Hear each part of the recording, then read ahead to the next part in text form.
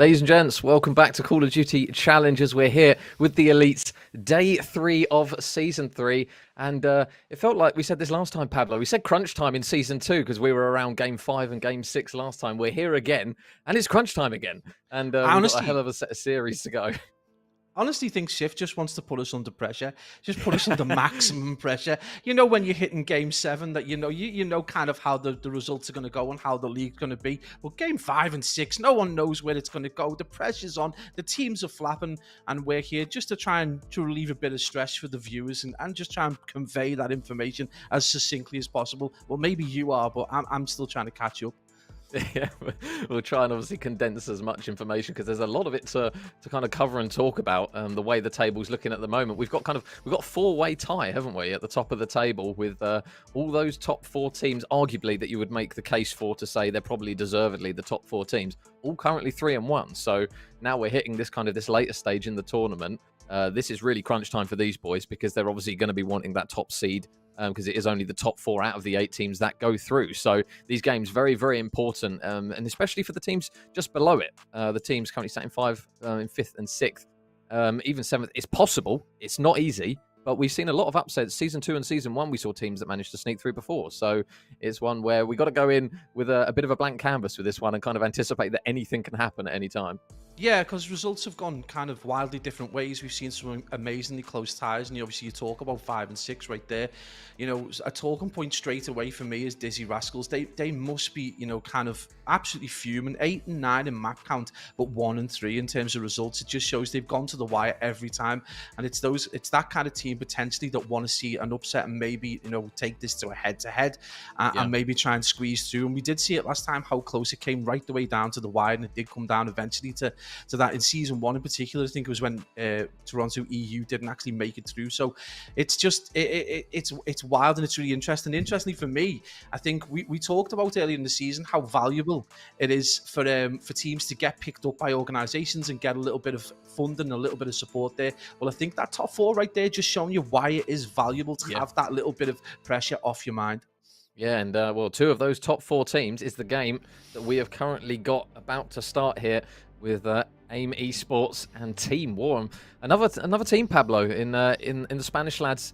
I believe it's AIM and not AYM, but we'll go with AIM anyways as for the kind of the abbreviation of it. But yeah, another team that's been picked up by a fairly large body, really, I suppose you would call them, for esports. So it's obviously something that's incredibly refreshing to see. We're slowly starting to see more and more of it in Vanguard now, and the Spanish lads now with potentially a point to prove for their new owners. Yeah, absolutely. I mean, I'm sure Eric Laporte is not going to appreciate being called a large body, but he's definitely an athletic one. But yeah, one of the new breed of sportsmen just looking, and women looking to transition into esports, and that's who AYM are owned by. And obviously the boys from AYM, Yako, Eric Boomstruber, and now Journey looking to prove a point, and they're doing so very effectively so far. Right now, it is Team War, though, on this P1, who have just started to take a fairly quick lead. We expect this, though, Major, on a Gavutu P1. Yeah. The team starting over towards that P4 side, generally getting to the ring quicker and getting some points on the board. Maple is going to be watching over that P5 area,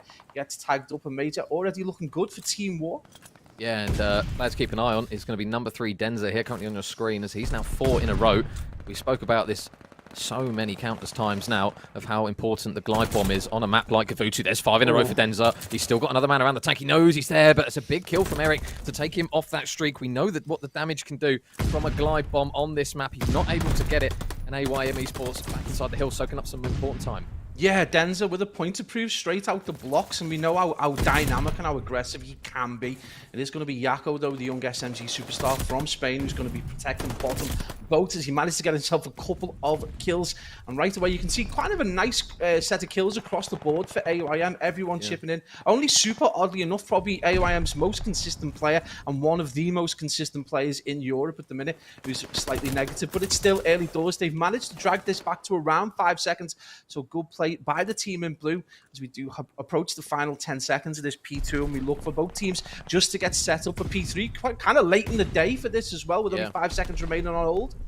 Yeah, I was going to say, they kind of left it later than a lot of teams normally do, but they do have a lot of presence up towards P1. Journey just going to be on the hill, trying to stay down as the nades come over the top, surely inevitably any second soon. As you can see his teammates desperately trying to help him out in the back. Are they going to clean him out? Yes, they are. Wee Man takes him straight off the hill, and now it's going to be a position where Team War can now start to soak up quite a lot of time. A bit of a prone block there comes through, which will allow Yakko to get on the hill, and he manages to get a second as well. So good work from AYM Esports. Yakko leading the charge at the moment, joined with Eric on 7 kills. You can see Super, though, arriving a little bit later to the party, but again, he's managed to drop just short of streaks. So AYM, difficult start to this Hardpoint, Pablo, but now they're really starting to snowball. Yeah, they think they just got the right side of P2 and they've managed to utilize that quite effectively just to get that good chunk of time on P3. But again, this is going to flip right the way back round. Team War already set up for that rotation to P4. You can see Maple there 4 and 8 right now. Only 5 seconds is in and around the front of that P4. So that's going to give them spawns.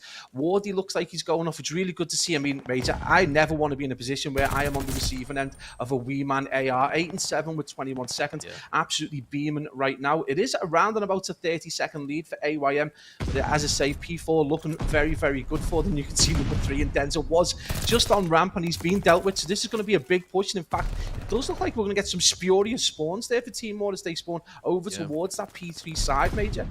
Yeah, so Wardy, the last man up in the back, they did a really good job of just blocking any ongoing spawns out the back of the hill. And now a position for AYM again to push this lead out. They're looking very confident on this, and they've got the understanding of where those red arrows from Team War are spawning over towards the cliffside. We know how much of a bottleneck this can be, but Wee Man is going to open up with the first engagement. There's still going to be so many angles, so many ARs just watching over the hill, and it's going to be Super that cuts down to himself. The blue arrows again spawning up close, ready to go again. And this lead, once again, Pablo, still 70 points. Team War, they haven't really had a hill as of yet, bar that P1 where they've managed to get their foot in the door.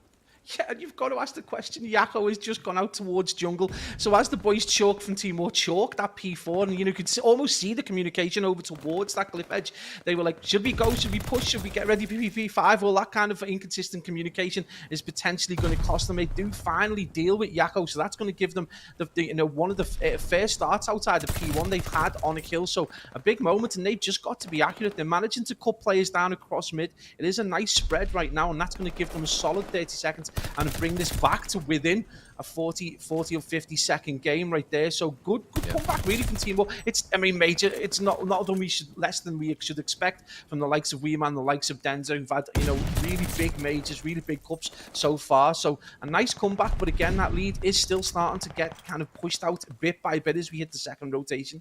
Yeah, they're kind of hitting a stage now, Team War, where they've got to be careful with how much scrap time they're gifting. Yeah.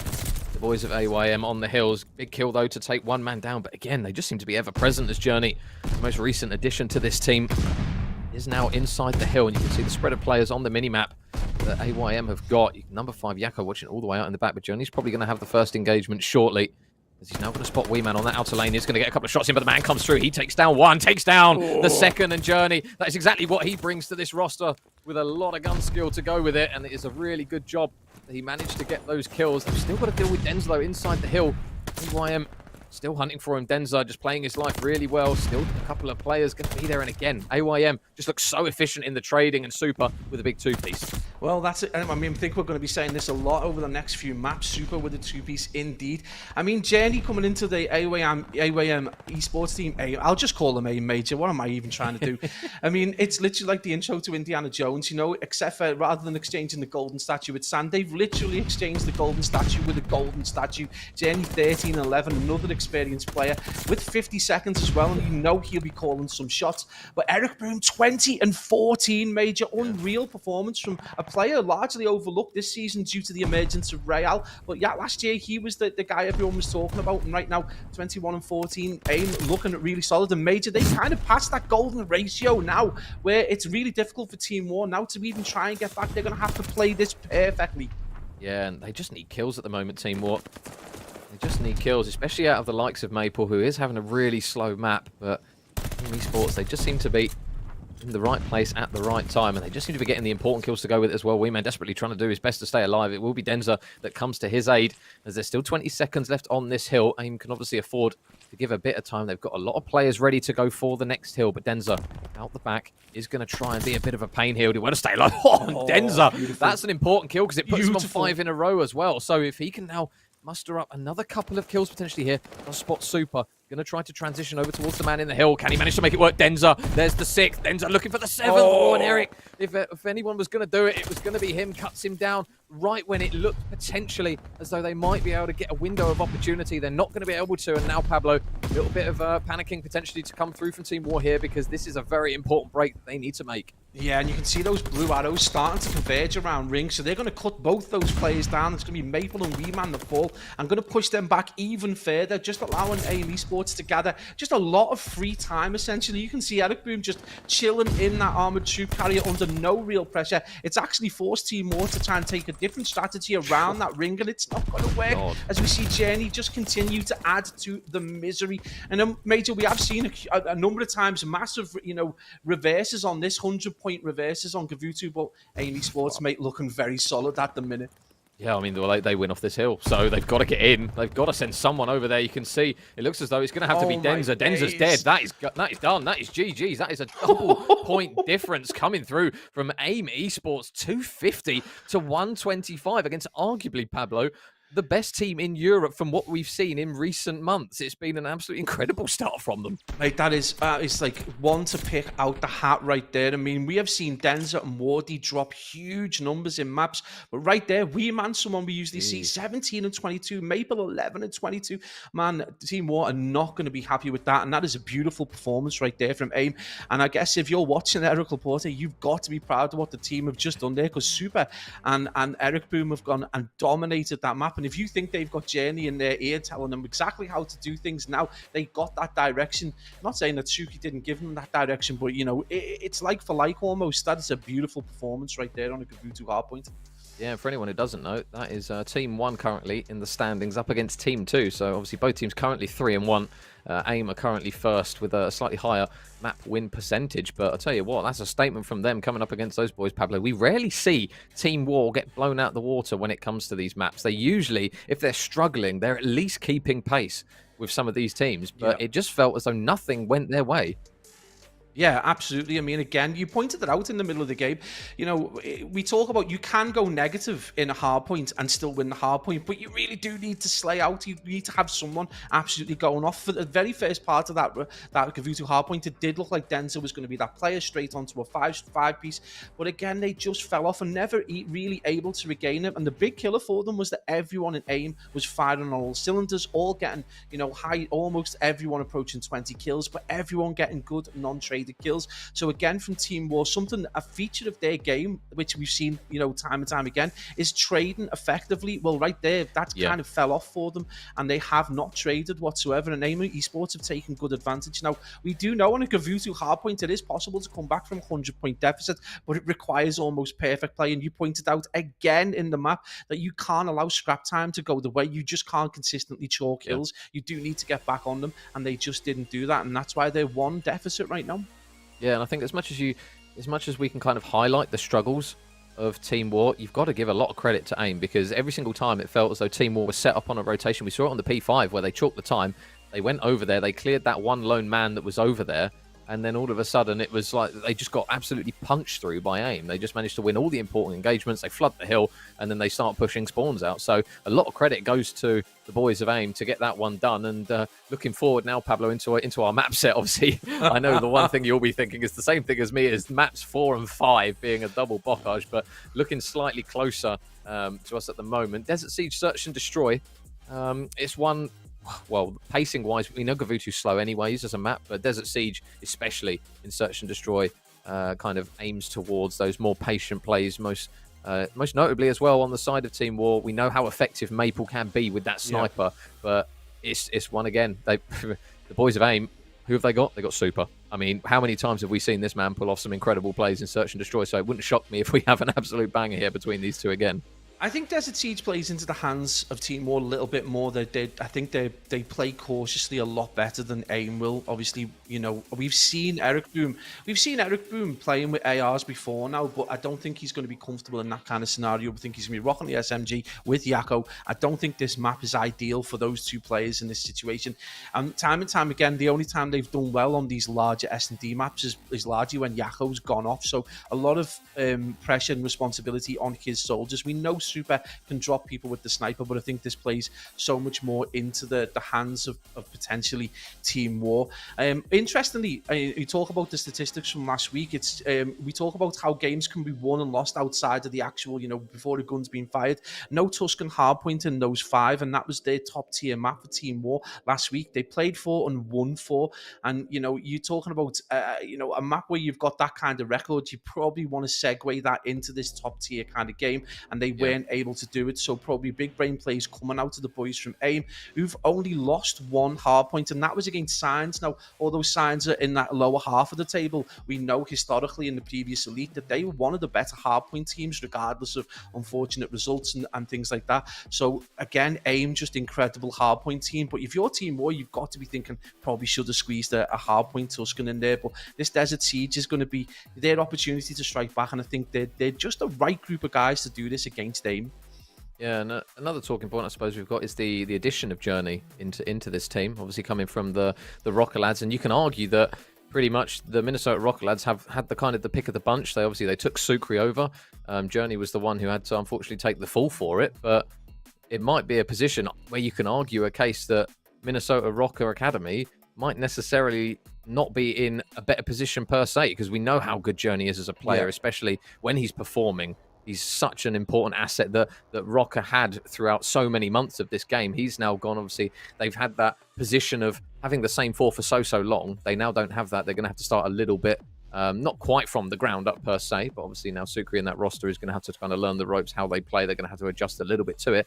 And we saw in the Challengers Cup, Pablo, it didn't really go their way. It was a position where I don't think they got top 8. I want to say it was either top 8 or top 6. It wasn't a good performance by their standards. I mean, they've set the bar so high with the amount of cups. I mean, the 3 cups that they won straight at the start. So it feels as though if these lads aren't perfect when it comes to this game, they get a lot of criticism thrown their way. Yeah, obviously, I mean, they set such a high precedent at the start of Vanguard with that incredible run of cups, and then kind of the major really affected them. They fell off quite dramatically, and it was kind of a poor performance. And then from that, obviously, they've looked to Sukri now. It is a player they've played with before previously when CWL days back in the day were Heretics, so they kind of know what Sukri brings. But I mean, it's a good question. I mean, I equated it to being like a golden statue being replaced by a golden statue. I mean, they're very similar experience in terms of players. I'm sure they're both vocal players as well. So I'm not entirely sure of what the benefit that would bring to Rocker. And clearly, if you're AIM Esports, you are snapping Journey up, and he's proven to be an effective player immediately, which is a rare thing. We see this where people get picked up, and it's very difficult. The cohesion isn't there, the chemistry isn't there, the call-outs are slightly different from the call-outs you may have had with your other team. So that kind of communication can fall apart a little bit as well. Well, that's not the case for the boys from AIM, and right now they just look completely on fire and untouchable to an extent. And when you consider that you've got the experience of Journey overlooking the kind of raw talent that Yako, Eric Boom, and Super bring, then I mean, that's a recipe for success right there. Yeah, because it always felt as though when obviously they were on the roster of Sukri's Bakery, you look at kind of the young talent that Spain is producing time after time after time. It's almost like you look to the players with the more experience, the kind of the background of Call of Duty, and kind of molding that young Spanish talent into the players that we're slowly starting to see. Obviously, the one thing that you've spoken about time after time with Eric is consistency. When Eric is playing well, he's phenomenal. It's just a question of if he can do it consistently enough, and not yet so far in Vanguard have we seen a consistent enough Eric where he's managed to get right to the finish line. He's got close, and his boys, I'm pretty sure they did win one Challengers Cup, if I'm not mistaken. But they've had multiple times where we've seen it on Twitter where obviously they're going to be their biggest critics. Eric especially, we know kind of the standards that he sets for himself. He's now going to be in a position where he's got Journey on the team. He's got, again, the youngsters around him. We know how tight-knit the Spanish community is in Call of Duty anyway. So, again, another opportunity for these players to learn from another really idolized symbol in the Spanish COD community in Journey. So this move for AIM, as far as I'm concerned, when I looked at it, never seemed like you said, never seemed like a downgrade. It didn't seem like, oh, Sukri's gone, they're going to have to try and replace him. It's like, hello, you've just brought Journey in. So it's just a weird thing to say that obviously one of your players has been poached, but you've just replaced it with another player who is an incredible Call of Duty player himself. It's crazy. Like normally you would see these moves, and obviously we've actually, to be fair, we've seen a couple of them. We've seen what's happened with the Toronto EU guys, with Joey, with Gizmo coming in. So Yeah. it does happen. Yeah. We see these moves where you get like for like, or you get quality for quality as well. But honestly, I think Eric Boom's probably pinching himself with Journey coming across. And you're right as well. The one thing Eric never really did really well was play his life. He used to give it up quite easily. He's got a lot better at that this season, and he's starting to put up numbers. And now with the support coming through from AIM, and obviously with that kind of experience from Journey, I think it's the sky's the limit right now. Obviously we're back onto Desert Siege S&D. We are going to see Journey, the journeyman himself, straight down. He is going to get pushed though and have to come off bomb. He is going to go on the chase, looks for the corner, and he's going to be the first blood to Major, as we see Weeman and Maple both team up to make this a 2v2 Major. And although you guys are seeing Team War on the left, that is the Spanish lads of AIM Esports. And something that I mentioned before is going to be Maple with the sniper. So we'll see if he can manage to make the play. You can see there just the blue X-rays through the walls. Still waiting to try and make the pick. Obviously got Wardy alongside him, but he's got that first pick, Pablo. One of the things we... Whoa! Well, there you go. There's the second one as well. He just absolutely slaps Super straight in the chest. And oh, man, it just makes me think if I could only shoot like that. Yeah, absolutely. I mean, Yako's gone 2-0, but right now he's going to need to do the ultimate and get the ace. He needs to drop Maple and Wardy is on the chase. So that's going to be a pretty easy kill right there. It's going to be a 1v1. Maple potentially going to need to pick up another weapon, though, unless he's going to decide to sit back. The chase is on. You can see Maple X-ray going round towards that A-bomb site, and Yako is going to get that bomb down, potentially without any real trouble. We hit the 3-second mark, Major, and it's going to be Maple with the kill. I was about to pass it over to you, and it's like, no, Maple's going to kill him and get the diffusion, and that's going to be 1-0 on the board to Team War, and they're already looking quite strong regardless of the heroics of Mr. Yako. Yeah, I was going to say, well, it was almost a first-round ace from Yako in that one, so that would have been a great start for him and his boys. But it's going to be now the boys on Team War, courtesy of Maple, who had a difficult map 1, Pablo, but how many times have we said map 1 to map 2? You can't really draw too many lines between it, and he's demonstrating that once again. 3-0, strong start from him. Yeah, Vanguard's just been, something of a dilemma for us casters.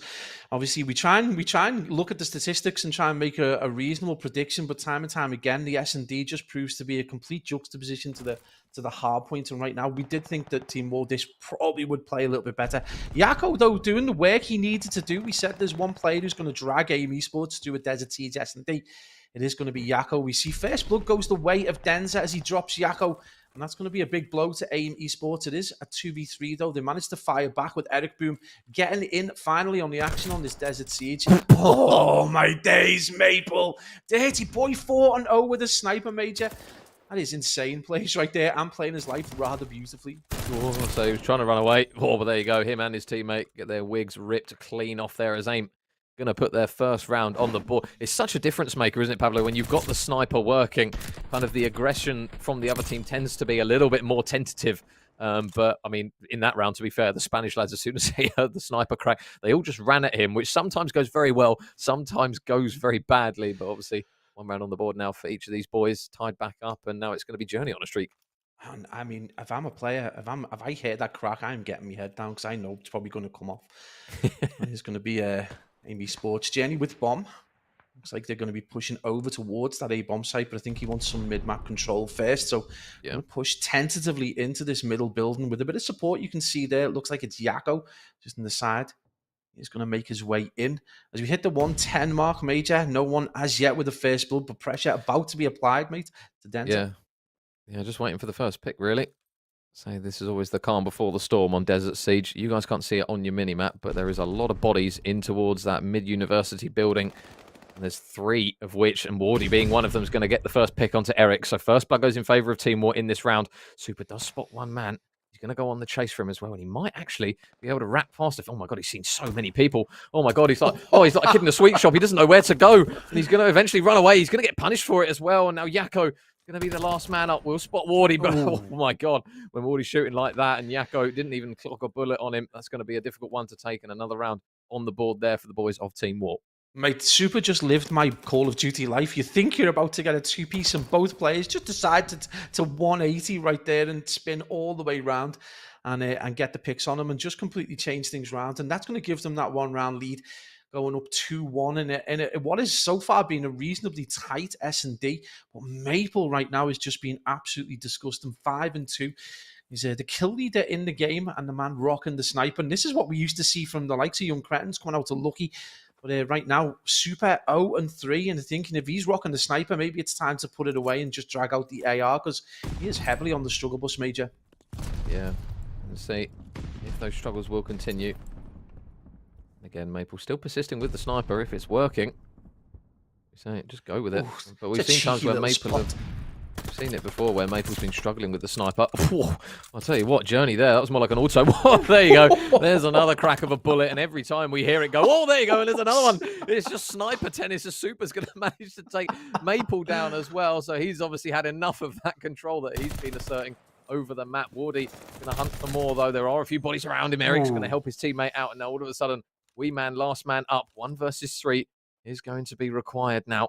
An important round here, potentially. If he does manage to get this one over the line, it will give their team a 2-round cushion, but he's only got 35 seconds left. You can see the blue arrows now slowly starting to sniff him out and hunt him down. There's a little bit of a glint this time. The shots aren't going to connect, but Eric's are, and that's going to be another round on the board for the boys from Spain. Yeah, it becomes really difficult to try and get that 1v3 clutch when you immediately give your position away, trying to take someone's scalp off. And that is a pretty easy win for them in the end to bring things back to parity 2-all. And again, Maple and Super with the sniper tennis, Major. Maple has been an absolute demon with that so far. World star and aim. And, you know, you look at those kills. I mean, he's combined got more kills than the rest of his team. So, again, they do need to step things up as he manages to carry them heavily on his shoulders. And Amy Sports in a relatively different position. Everyone chipping in with the exception of Super, who finally did manage to get his sights on. He has put the sniper away and brought out the AR, which could mean trouble. 14 more on 18. Go on, mate. I was going to say, we've seen it before where Maple's been struggling and he's persisted with it time after time after time. And at the moment, he is on it. The car bonnet. Yako with the first blood will take Denza down. Still got Eric out the back, though, Aim. So whether or not he's going to spot that man in transition, yeah, he will. So he's going to take Wee Man down. You guys obviously can't really see it, but now Wardy and Maple are going to try and work their way through mid. There's one for Wardy. Oh, my. Thought he was going to potentially do an absolutely disgusting bit of shooting to grab a second kill as well. He has got his teammate alongside him. So Maple still on the hunt, whether or not he's got the sniper out. Wardy's going to fall, though. So now Maple with the pistol will take down one. He's still got another man waiting around the corner. He knows where Eric is, and he's got some good timing on him. And Maple, gets the second, but the trades are swift once again from Amy Sports. And now they push the lead out themselves. Lovely play by Eric Boone towards the back. Just patiently waits for the players to come through and flank. Manages to get shots in, distracts the player, and it's going to be Super there to clean up. And they do that twice effectively. So really nice play coming out of the Aim boys. You know, again, Suki's Bakery, probably one of their weaker points was this S&D back in the day. And they just seem to have tidied things up, you know, wholeheartedly. And again, maybe Journey coming in with some different strategies has just helped them out right now. 3-2 though, pretty close. Still under the cosh of Maple, 8-4 right now. Quite disgusting to play of sniper prowess on a Desert Siege. But again, this is still 4v4 right now, just looking for that first pick. Maple decided to put it away and get the AR out. I think they've realised that the boys from Aim just slowly but surely starting to edge these gunfights. Wardy with first blood. Good to see him getting another kill, 5-4. Major really need to see more from Reman and Denzer in this S&D though, if they want to at least maintain any kind of parity. Yeah, I think Wee Man's in the call. He's heard it because he's got one pick. Again, Super is actually going to take Maple down, so he's still persisting with the sniper on his team's side. He's going to head over towards the site where Denza, who's struggling already, might grab another sniper round to the face for his troubles. Still a few players there. Oh, he's going to get forced to back up. He is now left in a 1 versus 3 as his teammate Yako will fall. So now are we going to see some true amazing shots here coming through from Super, because he's going to need 3 of them. Is he going to check the right corner? No, he's not, unfortunately. It's going to be a round on the board for Team War. An important one, Pablo. We talk about kind of not allowing teams to push leads out, especially in Search and Destroy. When you start to see that 2-round cushion, that 3-round cushion, although we have seen upsets in Vanguard before, just keeping tabs with them at the moment, our Team War, and they owe a lot of it to Mr. Maple. He's obviously carrying quite considerably in terms of kills. And you just feel with Wee Man grabbing 3, if Denza can join the party as well, that will definitely help them out a lot. Yeah, I think that round was just. I mean, in terms of importance, the win's important, but really the confidence for Weeman, and obviously a few more kills for Wardy as well. I think if Denzer starts to get involved, this is going to be a. I think it's got the whiff of around 11 already. Yako with the first blood though, and we've talked about the importance for Eamon in terms of that young man being able to get big kills with his SMG. Well, 7 and 4 right now, and he's doing everything he can to just maintain that kind of slight edge. The team more slowly but surely starting to come into this, and as I say, that major Eric Boom drops Weeman to make it a 2v4 as we push the 30-second mark. Yeah, they're going to need some more magic from Maple again, by the looks of it. Wardy will spot Super. Oh, he's giving his position away, though. And there's one bit of magic from Maple. We'll take Eric Boom down. He's got another one as well. We're not watching the POV of it, but he's right next to Super. Oh, my goodness, they're going round and round. I think he's going to drop eventually. Yeah, he will. So now Wardy, he's last man up. He drops. Aim, get another round on the board. And it just feels as though they're really leaning on Maple at the moment to try and either get a first pick or get a couple of kills, because it just feels as though every single time they have the opening phases of the round, they just seem to drop 1 or 2 lives really quickly, Pablo, which is very unlike them. Yeah, I just think Denzer's not taking up the kind of positions we'd expect him to. Obviously, Desert Siege, I mean, let's be honest, it's not anyone's favourite map. And the guys who are putting the most amount of time into it, obviously reaping the rewards. And I just think maybe this is one of those maps where Denzer might just switch off for a few minutes while they're trying to go through strategies. Because right now, 1 and 5 is not where you want your team captain to be. But I think, again, if he gets involved, I mean, he's got the bomb, so they've obviously just thought, pass him the Joey job, let him try and get bombed down, and we'll try and deal with the kills. It has been effective so far, and again, it is only 1 round difference, regardless of the kind of slaying across the board coming out of aim. Yeah, Maple with way too much responsibility for a sniper. Weeman just trying to get those shots right across that field. And again, it is going to force Aim just to retransition and try and find a different angle. As we hit the 50-second mark, still no first blood, Major. Yeah, Super, though. You can see there's the glint. Oh, how did he get a hit marker? That was a really bizarre hit marker. He must have shot him through like 2 trees in the ground, because he only took 3 HP off of Weemo with that sniper bullet. So it probably just clipped the side of his ear or something like a fly. Did he throw the bullet to him? Yeah, maybe just like pinged it across like a coin just off the other side. But it will be first blood coming through, but Weeman's going to get a pick with the nade, and it's getting a little bit messy now, but this time 2 kills swing in the favour of Team War. So now it's going to be Super and Journey outnumbered on this occasion. They've only got 20 seconds left on the clock here to plant the bomb. They are going to stick it over towards the ace site. Maple going to retrieve it from the man currently 6 feet under in Denzer. Oh my goodness. Oh, it's just the sniper, isn't it? As soon as you just see the little bit of X-ray, you get that sudden excitement that you're going to get the kill. I honestly thought that if he shoots him through tires, does that class as a nutmeg? It is going to be Super last alive with the sniper, so he's going to have to go on a hunt or try and get a pick. He tries the quick scope, but it's not going to work. Team War are going to bring things back to even, and we said it earlier on, but this is starting very much to smell like a round 11, with both teams starting to pull away with kills. And again, I think if we just get Denzer off the board, they might be able to see this out, but it's just so tight. It's so difficult to call at the minute with snipers being at the forte. It's been a crazy game so far. Denzer 1 and 6 though. Yeah, one thing I will say is obviously Denzer is the man who, the guinea pig, so to speak, who just gets sent into battle with the bomb. And on this map, when you've got snipers watching over the top of you and autos everywhere, it's such a difficult job sometimes to get that bomb down. You can see that on the side of Aim. They have managed to get quite a few plants down, but Yako's going to get another first blood onto Denzer. So another first blood goes in favour for the boys in blue. As now, again, Team War left outnumbered ever so slightly. This next pick is going to be important. Yeah, we hit that 1 minute mark. You can see Yako just edging, trying to look for another pick, and we can see those players from Team War very much set in stone where they are. They aren't moving. They're waiting for that push, and he's just edged them, but he's managed to get the kill. Wardy with a big kill there, and Maple just looking for that shot all the way down that A site. Weeman manages to get another pick. It is going to be a 3v2 Super and Eric Boom. It is going to be Eric Boom with a big kill on Wardy. That leaves Maple and Weeman. So 2 of the more prolific players on Team War are going to be up against Super on a 4 and 6 right now. And Eric Boom is 7 and 6 as well. Eric Boom just looking to transition again across with that AR. Yeah, we talk about fine margins. It's a very fine one now. They're desperately going to try and get the bomb down. And Eric's got a lot of work to try and keep his teammate alive. A spot response of Weeman. Oh, man, he put a lot of bullets into him, but he doesn't get the kill. But Super is going on a flank all the way around the back of these 2 players. He might be able to clean them both out. There's one for him. Looks for the second. There's the 2. And a big round there for the boys from Spain. Once again, courtesy of some big brain plays. Yeah, absolutely. I mean, beautiful play again. Eric Boom and Super teaming up for another round of really quality trades. Again, Eric Boom providing the bait and then Super being able to get round and get those kills. And that's been really effective for them across a number of their defensive rounds. This is going to be big though. Team War really can't afford to lose this S&D because right now going into what is going to be a really difficult control, AIM Esports definitely with the advantage. And they're just not missing at the minute. So despite the heroics of Maple, this is going to be a massive round for them in this Elite Series. Oh man, Super with the sniper.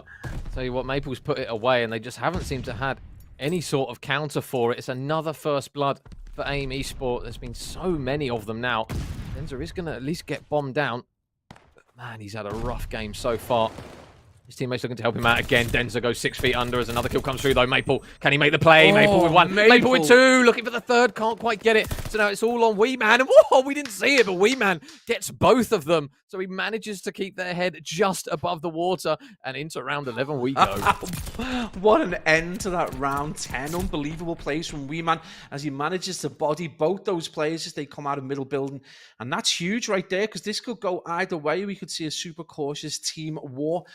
Or we could see a regular kind of, we know how aggressive the likes of Yakko and the likes of Eric Boom. Yakko on a 10-7, only second to Maple. What a performance. And that, if Team War take this, we've said it time and time again, but someone needs to get a pint on the table for Maple. It is going to be Super going out wide to try and get that pick against anyone pushing towards A. Again, it does look like more potential caution coming out of that Team War side. Major, we know how important that first pick is, and this is going to be monumental in this round 11. Yeah, and Denza, has he got some God timing? They are very, very pinned back at the moment, our AIM Esport. Journey's going to get spotted in the back. Oh, and Denza, is it going to be another one? No, he's finally going to get his second kill after what feels like an absolute eternity.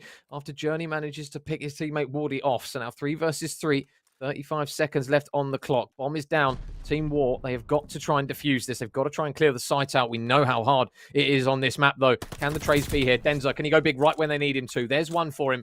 So again, already added more to his tally in this round. He's desperately going for Eric, and potentially there's another one for Denza. Going for the... Oh my god! I thought he was going to get it, but now Super, 1 versus 1, up against Maple. He's run straight past him. There's only 9 seconds left. He does spot Super, but surely he's not going to have time to stick the defuse. He's not going to be able to. Maple will not be able to get it, and AIM are going to go 2-1, or 2-0 up, apologies, in this series, courtesy of the round 11. Oh, you know, if Denza gets that kill, that is the epitome of the lazy striker going big in the 90th minute, because that would have been an incredible storyline right there. Denza does nothing for 10 rounds and then wins the game for them. Unfortunately, that's not going to be the case, and you would suggest rather deservedly so. AIM Esports, with players doing well across the board, are going to go 2-0 up, but that puts Team War under incredible pressure as we go into the control. And again, this is going to be huge for them. Their control so far, I think, has been kind of hit and miss for Team War. Again, I think they've not been as consistent to say in their hard points. So this is going to be a solid test for them going into this control. And when you've got players like Eric Boom and Yakko, who normally previously have struggled on S&Ds, especially large map S&Ds, going off like that, then this does not bode well right now for Team War. Yeah, it just felt as though, although it's very fundamentally the case in Search and Shore all the time, First Bloods just always seemed to go in favour of AIM. It just felt like every single time it was a First Blood in their favour. We can see it in the end there. 3 First Bloods from Yakko combining for, what was that, 7 off the total in the boys in blue, only to the 4 really of Team War. So it was just a bit of a rough one there. Denza kind of came to life right at the end, but unfortunately it was just a little bit too little too late. Obviously Maple started off very, very hot, kind of went 1-for-1 in towards the later stages, but it just felt as though that unity, Pablo, of Team War that we're so used to seeing, and that, I think efficiency is the word that we normally tend to associate with this team as well. Like the raw gun skill we know they've got, but they have always seemed to be incredibly efficient when it comes to trading, positioning, on respawns, rotations, in search and destroy First Bloods. But at the moment, it just seems as though the fundamentals, they don't seem to be as on top at the moment for this team.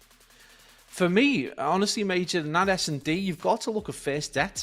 You know, Denza, basically qualifies for, 5 out of those 7 first deaths in that S&D, and that's huge right there. I mean, I don't even think the stats are entirely complete on that. I think he probably went down a few more times, but 5 first deaths. After you get that second first death, you've got to be asking yourself the question: am I the right person to be potentially taking the bomb to the bomb site? Do I need to maybe just change things up, because that put them really on the back pressure? And also, if you take Maple out of that equation and he doesn't have like a heroic performance, then that is a totally different scoreline. In fact, 6-5 probably flatters the boys from Team War a little bit, who did tend to get their kills, more towards the end of the game. So it's a really difficult one, and AIM Esports just doing enough at the end, despite again the heroics of Maple, and obviously Denza trying to go big at the end. The question is, Gavutu's been such a good map for AIM. Can they carry that kind of hardpoint performance into control? Now, we know how effective the Denza can be in a Gavutu control. We've seen them go absolutely off before, when they were Revenge Tour in particular, when they won their major. They were absolutely superb on this. Yeah. And obviously things have changed a little bit in terms of personnel, but again, I would expect Denza now to really step up. He's had plenty of time to get warmed up. He's going to want to bounce back after an appalling S&D performance, and this could be a good opportunity. Yeah, I think kind of going back just a little bit to that search and destroy again, obviously Denza, from what we saw and from what I can remember, he was always the man with the bomb. He was always the man that was the first man basically through the door or to try and get the bomb down. But on the flip side, AIM, it looks as though they were going for the pick before they pushed with the bomb. It always felt as though War were right, okay, man with the bomb straight through, and obviously Denza just kept getting cut down time after time. So it appeared as though kind of that intention of just sending him in without a pick, or without almost that confirmation that if he does drop, someone's there for the trade, just wasn't really quite there in that map, which is surprising to say from this team. So we've seen so many times where they've been incredible in search and destroy. It's been what I was about to say, a lean-to game mode. They've been consistent over pretty much every game mode, this Team War roster, hence why they've done so well from the LAN over in America. Obviously they surprised a lot of people over there on one of the biggest stages that they can get in challenges. So it wouldn't surprise me though, Pablo. How many times have we said this? It looks doom and gloom for one team, and then all of a sudden you get a Catalyst map on a control, and then we get a reverse sweep. Because if memory serves me well, we had quite a lot of 3-2s in the last week of Elites, if I'm not mistaken. So it wouldn't surprise me here, especially with the talent that Team War have got, that we might see another one on this Gavutu. Yeah, I think there are a few factors to take into consideration. Obviously, previously AIM, who would have like been Ponder Replay, and then under another of different names, playing Dos Tontos last week. They've proven themselves to be reasonably inconsistent at times, and whether the boys from Team War have thought, well, we can go into this probably with a bit of confidence, and then they've just they've come up against a very resurgent AIM Esports. That could be the case, but again, you're quite right to point out the amount of reverses that we've seen from this point. We know how much experience the guys in Team War have got, and one of those factors that comes into play is they will put those 2 games to one side. They don't exist to them anymore. That's not 2-0 to them. They are just going to go fresh into this map. They've got a ton of experience. They know they've got the slaying power to be able to do this, to win this game. They just, whether they've got the confidence or whether they've come into this game with the right kind of mindset, we'll soon see. But right now, AIM do look like a very solid roster. They're not inconsistent. Their shots are hitting. Their strategies are paying off. It's the first time really seeing strategies come into fall for the likes of Eric Boom and Super, who seem to be working together really, really well during that S&D. So this is going to be huge right now for Team War. But if there is one team who can definitely do it, is a team led by Denza with the slaying power of the likes of Weeman, the likes of Wardy. Yeah, and obviously, courtesy of the beautiful way that Elites work in this round robin, we've got a lot of other games that are currently going on, so we will keep you guys updated with scores. So Toronto EU, which is on the main broadcast, which if you do want to see it, is youtube.com/COD Challengers, all one word. Toronto Ultra are now 2-0 up against Rocker Academy, who have, no pun intended, had a bit of a rocky few weeks. They've took the map one 250 to 151. They've now taken the search and destroy 6-2. And I think it might, if memory serves, because I've seen something just pop in a chat, they might have done map 3 as well, and it might have been a 3-0. Don't quote me on it. But regardless, Pablo, big talking point. Toronto EU at the moment with that Gizmo addition, and obviously 3 of the lads had COVID, so they were a little bit rough for a while. It looks as though they've started getting over COVID. And I'll tell you what, I think we need some of it because they have transformed after having it. They look very, very good at the moment. Oh, they're unstoppable. That kind of scoreline would have been unthinkable 6 months ago, or thereabouts. That would have been an impossible scoreline in kind of January. And a 250 to 151 on a Berlin HP, followed by a Tuscan S&D. Now, to be fair to Rocker, we did see the boys from Toronto EU when they were at the start of the year did take them 6-1 in a Tuscan S&D. So that's not wildly surprising, but just the fact that that's such a strong 2-0, and if you are right, they have gone and won that Berlin 3-0. That is an incredible result. But back to the AIM Esports Team War game right now. This is everything to play for Team War. I mean, don't get me wrong. I think they've got obviously an incredible chance to still qualify. They've got 2 more games to go. This is probably the more difficult out of the 2 remaining games. But again, they don't want to lose to this team. They want to finish top. This is that's the exact level that Wardy, Weeman, Maple, and Denza want to be in right now. We can see straight from the off it's going to be AIM Esports Major with a 2-life lead, and they're already all over A. Yeah, they are, pun intended, flooding boat at the moment. And it is blue, and more blue, as they still haven't even dropped a life of AIM Esports. Yako, courtesy of him, has now chopped down 4 players in succession. And Team War, they've really got to be careful here, because if this first round gets out of hand, obviously we can see Journey as well has managed to work his way into the spawn. And they've still not dropped a life, Pablo. They are 8-0, 9-0. That's incredible. I'm completely... Finally, we see Denza manage to drop Journey. I was like trying to process the information. It's like they've taken A with the maximum possible time, and they're already at B with a 10-life lead, 11, 12-life lead. I have no idea what's going on here, but Yako cannot miss. He's got the glide on such an open and important map as this. This is not looking good for Team War. You know, we said how well they could come back. Major Maple and Weeman haven't got it killed. They're 0-4 and 0-5, and they're already got capped. They've got 1 ticket being capped A. Incredible performance so far. One thing they've got to be careful of is the man watching over the top, Super. He manages to cut down another couple of players. They will at least take Yako out of the hill. But my God, it doesn't look like it's going to be time that is going to be any sort of issue here for AIM. They are up by so many lives. 15 to the good now at the moment are the boys from Spain. And Super, he's now 9-1, 4 in a row. This has been an absolute battering. And the thing that kills him is his own teammates, Nate. Unbelievable that he manages to finally get done in, but they're so close to that 3rd tick. But with only 2 lives remaining in a 21-2 life differential, they're about to kill that. Unbelievable. Jesus. AIM Esports, their aim is not off. Unreal performance right there. The words are completely gone. That's an 11 life lead right there. That is 12 lives, apologies. And that was a blowout. That is one of the most dominant performances I think we've seen since Toronto Ultra EU just absolutely blew the team away again on a Gavutu control. Team War Major with a lot to do. That's a psychological punch straight to the guts. I don't really know what to quite make of that round, to be honest. I suppose the only thing you could say is it's very unlike Team War to get battered by that extremity on this map. And there you go. They will get 2 kills right off the rip. So that was more than pretty much the first half of that entire control that they managed. So good work from them on the attacking round. Weeman is now slowly starting to arrive on the map as well, as his teammates are looking to try and get some more kills around. But Yako just working a bit of an angle. He's now on a 5 streak as well.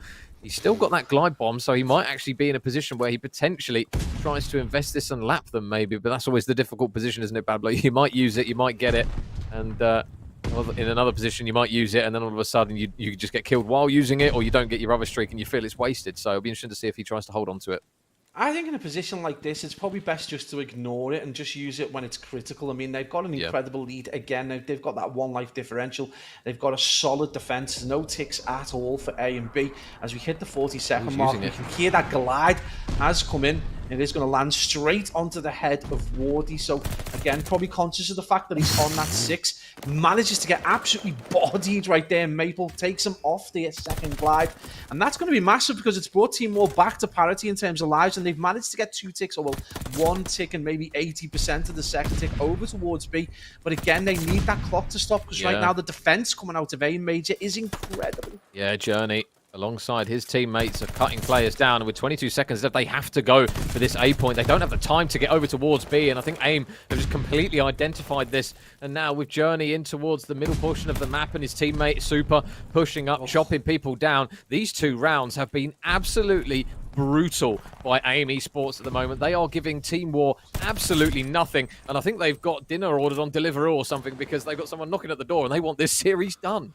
Honestly, it's like letting Spanish dogs off UK chickens because they have absolutely destroyed them. That is predatory behaviour from the Spanish boys right there. That was relentless and ends in a spawn trap. I mean, these don't look like these are in the same league. Never mind the top 2 teams in the Elite Season 3. This is incredible performance right across the board as well. I mean, Eric Boom hasn't even got to 10, but this team and AIM Esports have just slayed out so effectively, man. I can't bring myself to look at Team War's kills. We man on 2 and 13. Maple, I mean, they're accounting for 19 kills across the board, and that is not what you want to see when you've got Yakko almost on 19 by himself. A lot of work, Major. A real lot of work and a big regain needed right now for Team War. Yeah, well, now they need the almighty reverse sweep because they need it in the map and they need it in the series, so they're going to need all their prayers for this one. And again, Super in another position for potential streaks. 5 in a row. There's 6. Looking for 7. Oh, Wee Man. Big kill. Potentially a really big kill. They've still got to try and get Eric out the point, which they will do. But my goodness, at least one shining light, potentially Pablo, is they don't give them any more streaks.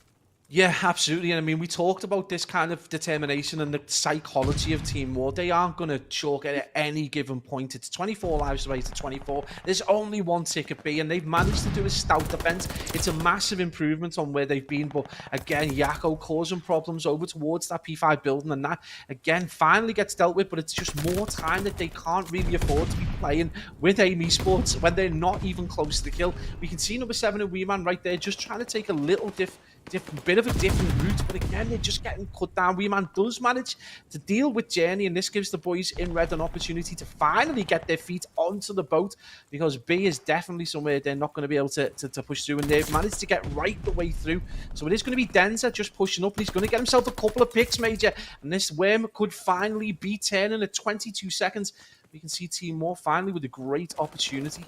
Yeah, well, it's not really necessarily been in terms of kills. It's just been in terms of getting them off the time. So with 17 seconds remaining, it looks as though AIM are actually going to bank on getting this B point done. And this is a risky move from Team War. I'll be amazed if Wardy doesn't even try and take one man off the point, because they are slowly getting this progression. Are they going to try and contest it? Maple flies in, but Yakko cuts down 2. Journey grabs 1. Denzer will grab a pick, but that B point is done. AIM, though, they are trailing by 3 lives. And Denzer, again, late to the party, but you never know. Maybe too little too late, or maybe he might be the shining light in this map as he now gets streaks.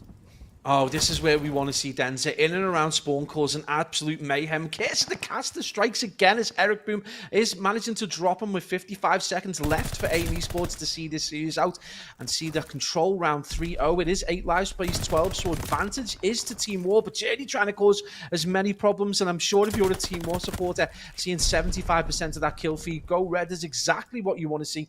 But again, this is going to be so difficult. 4 lives, plays 10. It's definitely looking a lot better for Team War. Finally, potentially, unless a miracle occurs, it's going to be 1 round on the board. 27 seconds remain. 3 lives, plays 9. And a talisman to this team on your screen there in Wardy. Yeah. Decent round there from Team War. It was on the defensive side, though. That's the only thing I will say. So they're obviously going to have to try and do it. On the attacking side, Pablo, which we know this is very, very difficult sometimes, this map, to get it going. AIM did a good job, actually, of getting the more difficult point captured first in B, but I think it just Team War did a really good job of actually kind of asserting some map presence, which they haven't really done at all so far up until that point. Yeah, they managed to get solid mid-map control, but obviously that just gave way to that beach side. And they managed to take advantage. Finally, though, Team War managed to see them off. And honestly, I feel like they're firing on all cylinders now. These shots are starting to come in that previously wasn't happening. And whether it's a connection issue, whether it's a confidence issue, whatever it is, they're managing to get a few picks. And they've got themselves an early life lead. And we're seeing some progress finally going the way of Team War. They've got 1 tick and they've got themselves partial progress on the second. But again, AIM Esports, I mean, we just can't take away just how on fire they've been in this game so far. Yako and Super going to team up to drop 2 more. And again, we're going to see this control coming through. Potentially in number 3, Eric Boom's got a couple of picks coming his way. He does manage to drop Denza, and he's going to have a little bit of an altercation very soon with Weeman with the AR, who has no difficulty in dropping him. In fact, we see that kill feed Major go red again. It's going to be left to Journey potentially to cause some problems. We can see him hiding in and around. I think that's complete COD timing right there as he finds himself right the way through to ring. And this could be a good opportunity, Major, for the boys in red to finally get that A point done with 35 seconds remaining. Yeah, this is a really good opportunity. They've got an issue with Yako, who's ready and waiting to push in, but Wardy's going to take a couple down, and it looks as though Yako all of a sudden is now very much alone in trying to get these players off the point. He will take one down. There's still going to be another man top boat, and again, it's going to be Wardy, who's currently doing his best to try and drag his troops through the mud here in Gavutu. Weeman with a big pick to now potentially get this point down, and Weeman with a second as well. Good work there from him. Him and Maple, they struggled in the early stages. They're now starting to come back to life. The A point is now done. They only lead by 2 lives, and they've got 1 minute 30 to try and make some magic happen. They're 2 massive kills in the scheme of things. You know, if we find ourselves in about 20 minutes time playing a game 5, well, you've got to look at those 2 big kills on that A point for Weeman. Manages to turn things around, but they've still got to get this really difficult point. And number 1 in Yako has found himself right the way out towards beach. He's got, not going to get into any altercations, but you can see there Weeman, just a little bit of a sixth sense, passes that information on to Maple, and he manages to get that pick. And you can see those red arrows just trying to converge. Weeman just trying to apply a little bit of pressure over towards that B point, but right out towards the sea. You can see Eric Boom just taking up a very wide position. This is a big piece of like geography that the boys in blue have managed to cover. Again, some crazy COD timing as you see Journey managed to push through, and we can see there number 5 in Wardy is trying to cause some problems over towards that P5 building, Major. And right now this is huge, right? You can see there Major number 6 in Maple has snuck right the way through. Yeah, glide bombs out as well. Denza invests it to take Eric down. And Maple is on the point. They know that Journey's up towards P1. Surely a trade is going to be there swiftly. He's got to be careful, though, not to die. Maple, oh, he's on 4 HP. Finally gets hit by what seems to be the remaining round in a magazine. He now drops, and they're starting to mop up players now as Journey, now 5 in a row, looks to help his teammates get this one done. They've only got 17 seconds remaining, team war, or this is done. These next kills are huge. Denza's up in P1. He can't win the engagement as Journey comes through. He's fully streaked out. 7 in a row for him. 7 seconds left on the board, and I think he is going to be sending Team War home with their tails between their legs. And there's the glide bomb to put the cherry on top. AIM Esports, what a performance from them. Unreal performance across the board. Right from the first bullet that was fired, they just look dominant from start to finish, and they round out that Gavutu control in style with a glide landing straight onto the bonnet of Wardy, and that's going to put Team War to a 3-2 position. And it's going to see AIM Esports out to 4-1. It's Journey with 28 and 19, Yako with 29 and 12.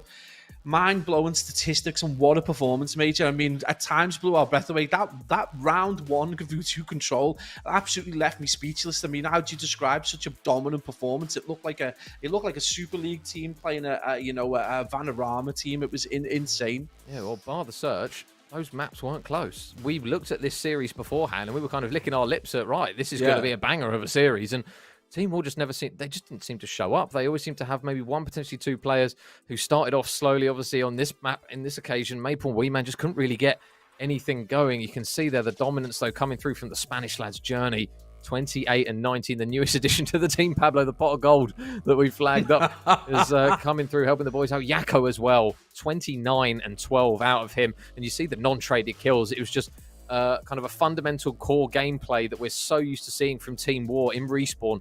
Just wasn't there today. And AIM, I tell you what, at 4-1 now, they are going to be feeling themselves very confident going into their next game as well, which I do believe, let me just quickly double check, is against Dizzy's Rascals. So they're going to be looking at that one thinking, right, boys, this is our chance to go 5-1 and really cement our spot in the next stage. Yeah, absolutely. I mean, just then non-traded kills. That's 76 non-traded kills against 56 non-traded kills. That is a remarkable differential. Again, though, you say they're going to look at that Dizzy Rascal side. We look at the stats coming out of Dizzy's Rascals. They are getting maps, though. They're just not able to be consistent in seeing out, positions of being 2-0 up or potentially getting to the point game 5 and not finishing them off. So AIM aren't going to have, it's not going to be plain sailing for AIM Esports, but they just look very strong. And when you are bodying a team like Timor as effectively as they've just done, anyone coming up against AIM right now have got to be concerned. 250 to 125, that is a 125-second differential on Gavutu. They definitely enjoyed themselves at the beach. 6-5 probably doesn't really tell a story of the Desert Siege. Maple going huge to drag Timor through, and Gavutu Control, well, I mean, if anyone did not see that Gavutu Control, go back and watch Control round 1, because that is a lesson in how to dominate and how to embarrass a team right there. But again, just huge plays. And, as much as I don't want Signor Laporte to win any of his football matches, I think he's going to be doing quite well with his esports side. Yeah, well, I mean, it seems suitable to call them the Spanish Armada now after they rocked up to the beaches of Gavutu and absolutely battered Team War. And obviously some other games that are still going on currently. We've got Nixa ACCL against Celio Signs, and Celio Signs, I believe, from what it looks like, they are 2-1 up. So Nixa, unsurprisingly, they actually won the search, Pablo, which is a shock horror. We know kind of what these boys are like at Search and Destroy, and an important match up in the lower portion of the round robin so far. Obviously, Celio and Nixa both 7th and 8th respectively. And Nixa, how many times have we seen them in Elites where they get in, they look good, and they just can't seem to get a series over the line? So this is potentially one where you're looking at them to go, right, okay, opportunity, boys, get yourself on the board. Yeah, absolutely. I think this is, they've got to put a team, like, if they can't, I mean, it's no offense to Celio Signs, and the same really goes for them. If you can't deal with a team like Celio Signs, then it's not a surprise that you're 0-4. And the same really can be said for Celio Signs. If they're not able to put someone like Nixa to bed, then it's no surprise that they're in the bottom half, because everyone directly above them are just kind of incrementally just get more and more difficult. But it's good that game's tight again. It's a close hardpoint. So one of the features that we have seen.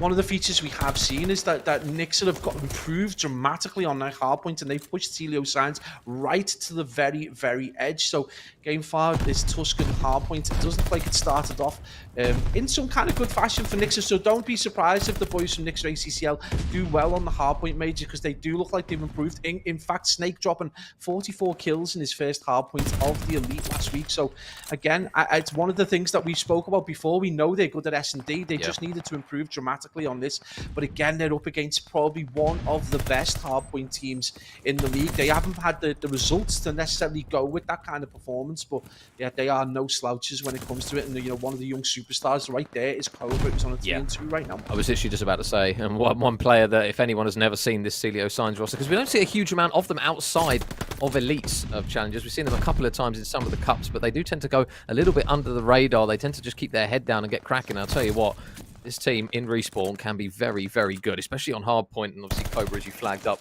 as well, a man who you always want to keep your eye out on, and he just absolutely rips Johnny there.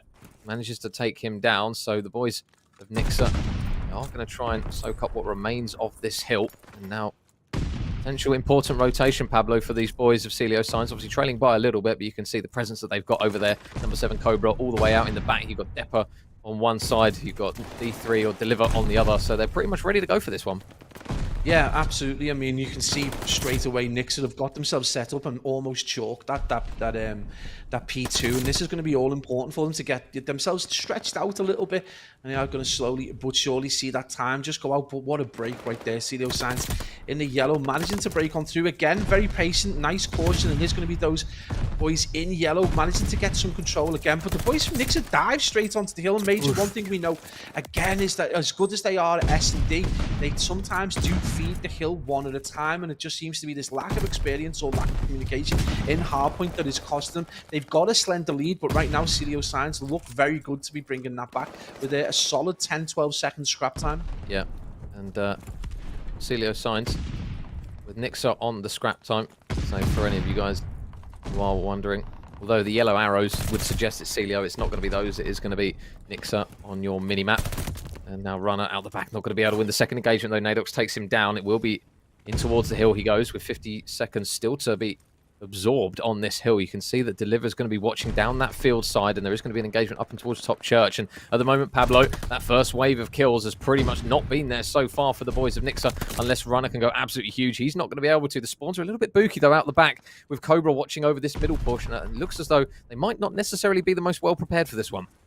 No, not at all. D3 did look like Deliver, looked like he was able to get a little bit of a push out to field, but gets tagged up, and it is going to allow Nixa to just push back on through into Church. The colours totally have me fooled, Major. I'm a simple man with a simple brain, but it is going to be the boys from Nixa. We imagine to just steam back on through again. CeeLo with a little tiny bit of control, and we're just seeing some star performances starting to come out. Nadox on 14 and 11, got himself a good chunk of change in 30 seconds, but we are starting Sean again, and Johnny W 12 and 8 right now with 30 seconds himself.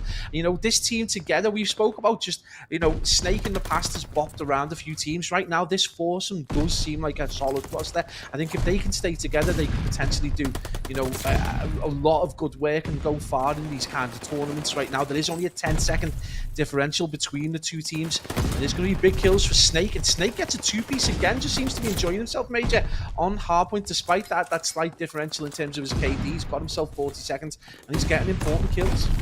Yeah, it feels as though these guys are going to go right down to the wire here. Cobra's going to come in for a trade to take Runner down. It's just going to be bodies, and more bodies. Ooh. Johnny, though, just laying prone, just being a pain, trying to stay alive. CeeLo have managed to get in, but nope.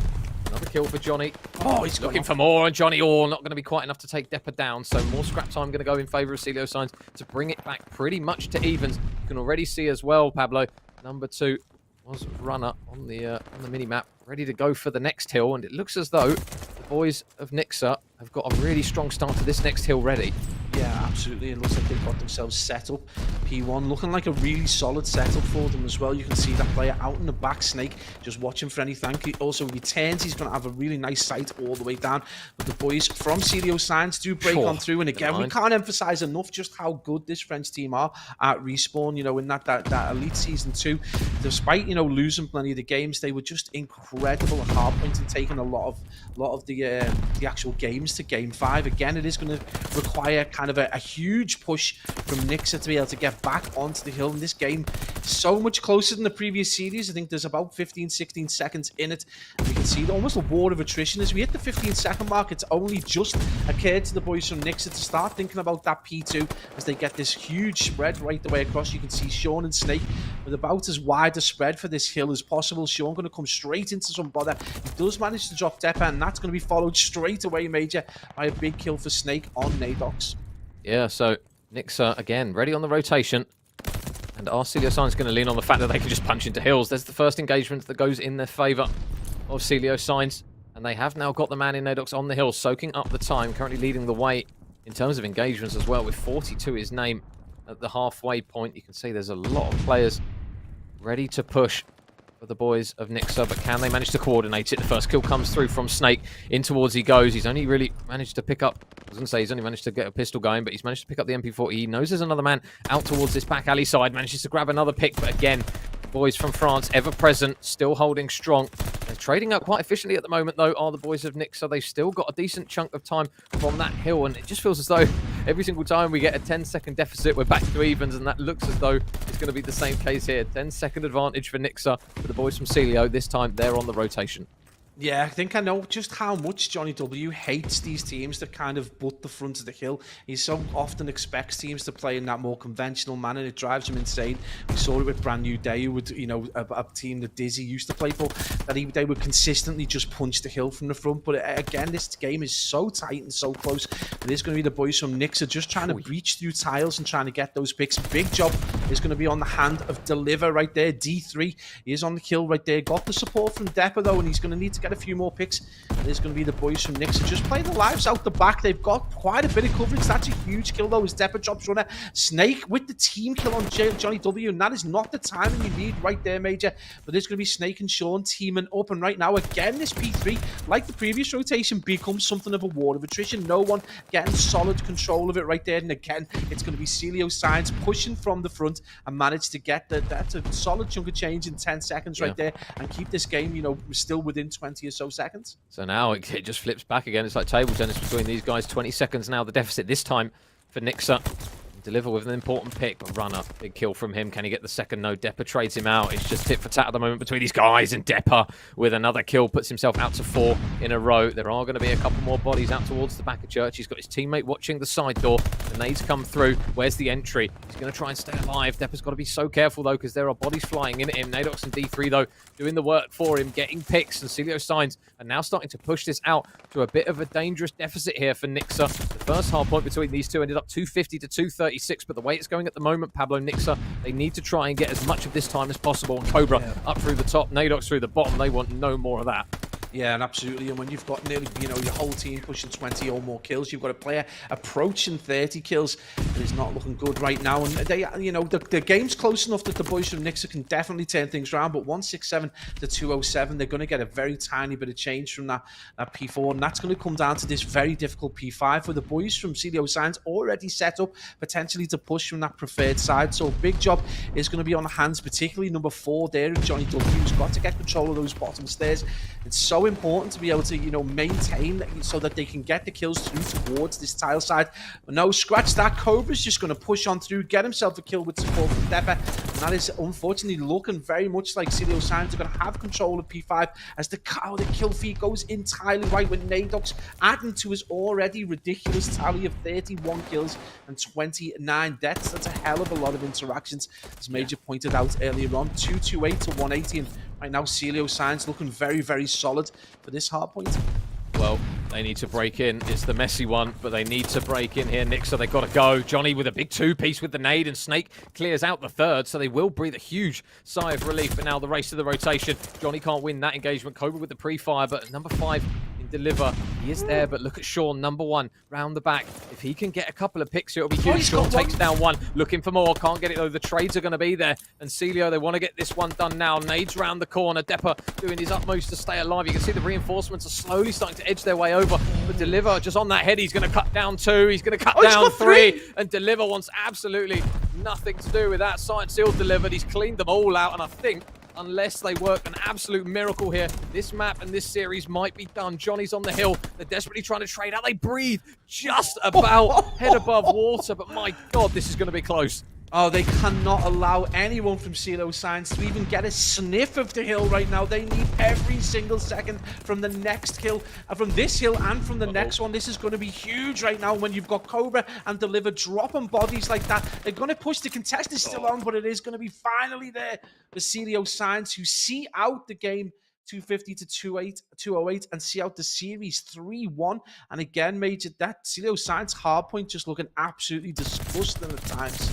Yeah, it felt for a second, though. With Deliver's 3-piece here, the map was done. They just about managed to keep themselves alive for a little bit longer, but it wasn't going to be enough.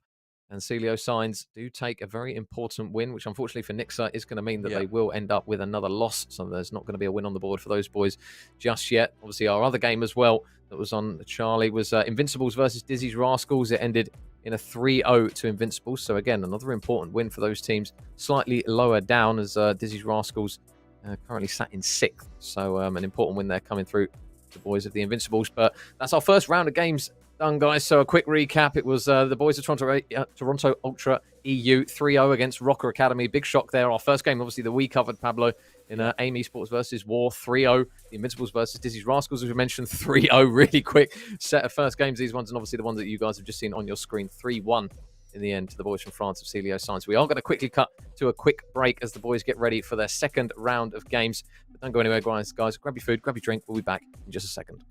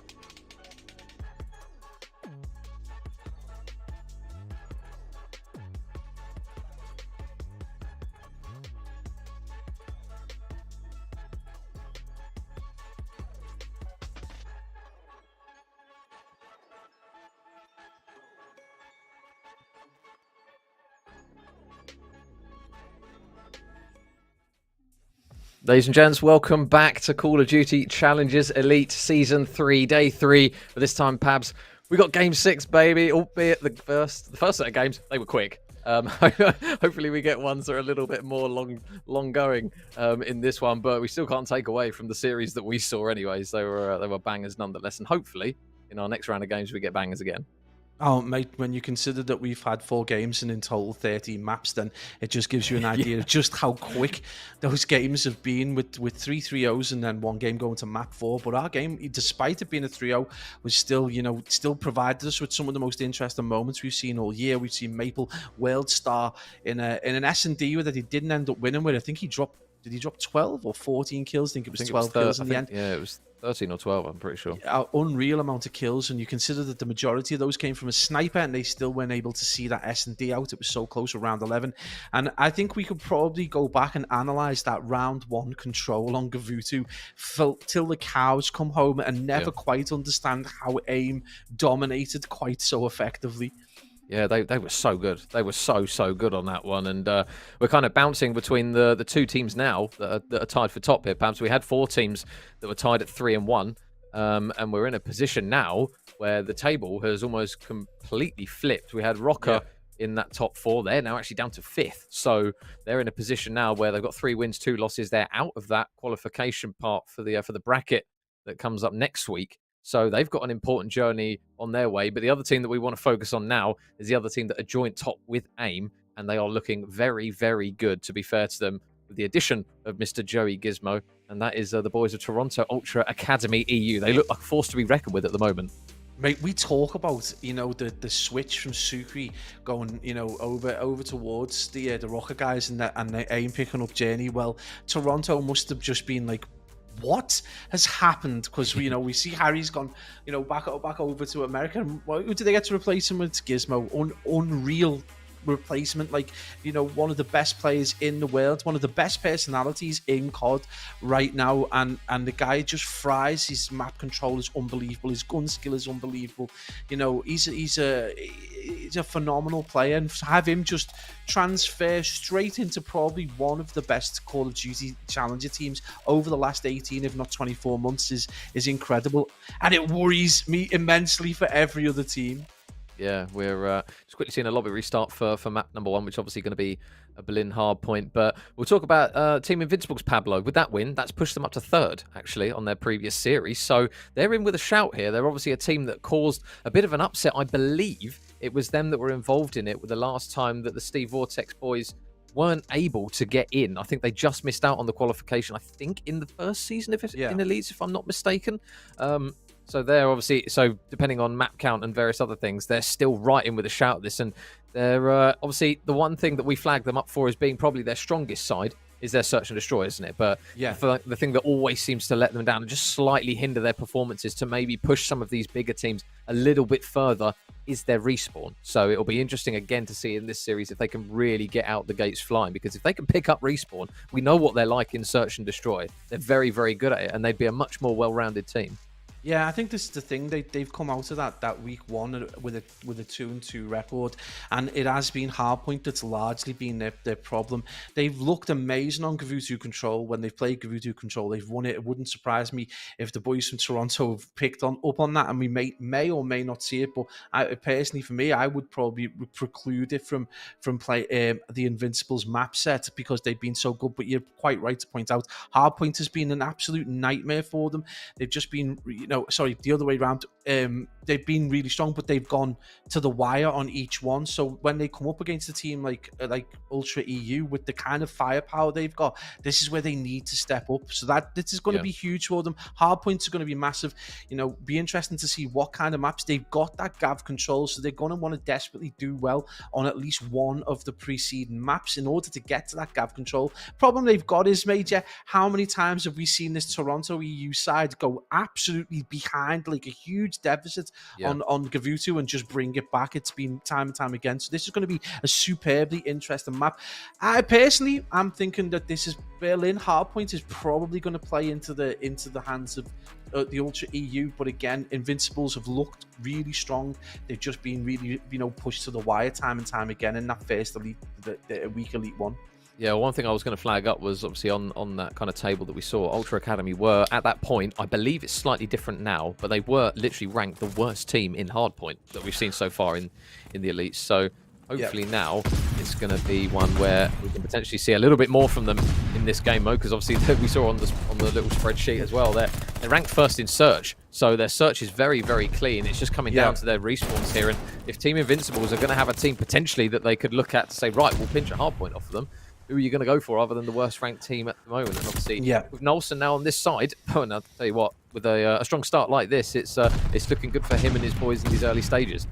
Yeah, and he's pushed really, really far up as well. I think he's just trying to obviously force the boys from EU to just have a rethink and really approach him a different way. He does finally get tagged up, so it is going to be those purple arrows starting to flood on through. But the boys from Invincibles, you know, we've given them a bit of a bashing over their hard point, and we can see right there that they're doing kind of okay. We're going to see that lobby looks like it's going to get reset. There have been a number of problems leading into this, but right from the outset, that looks pretty even. The guys from Invincibles got some control, managed to push out, and managed to force the boys from Toronto Ultra EU to try and rethink their approach to that P1.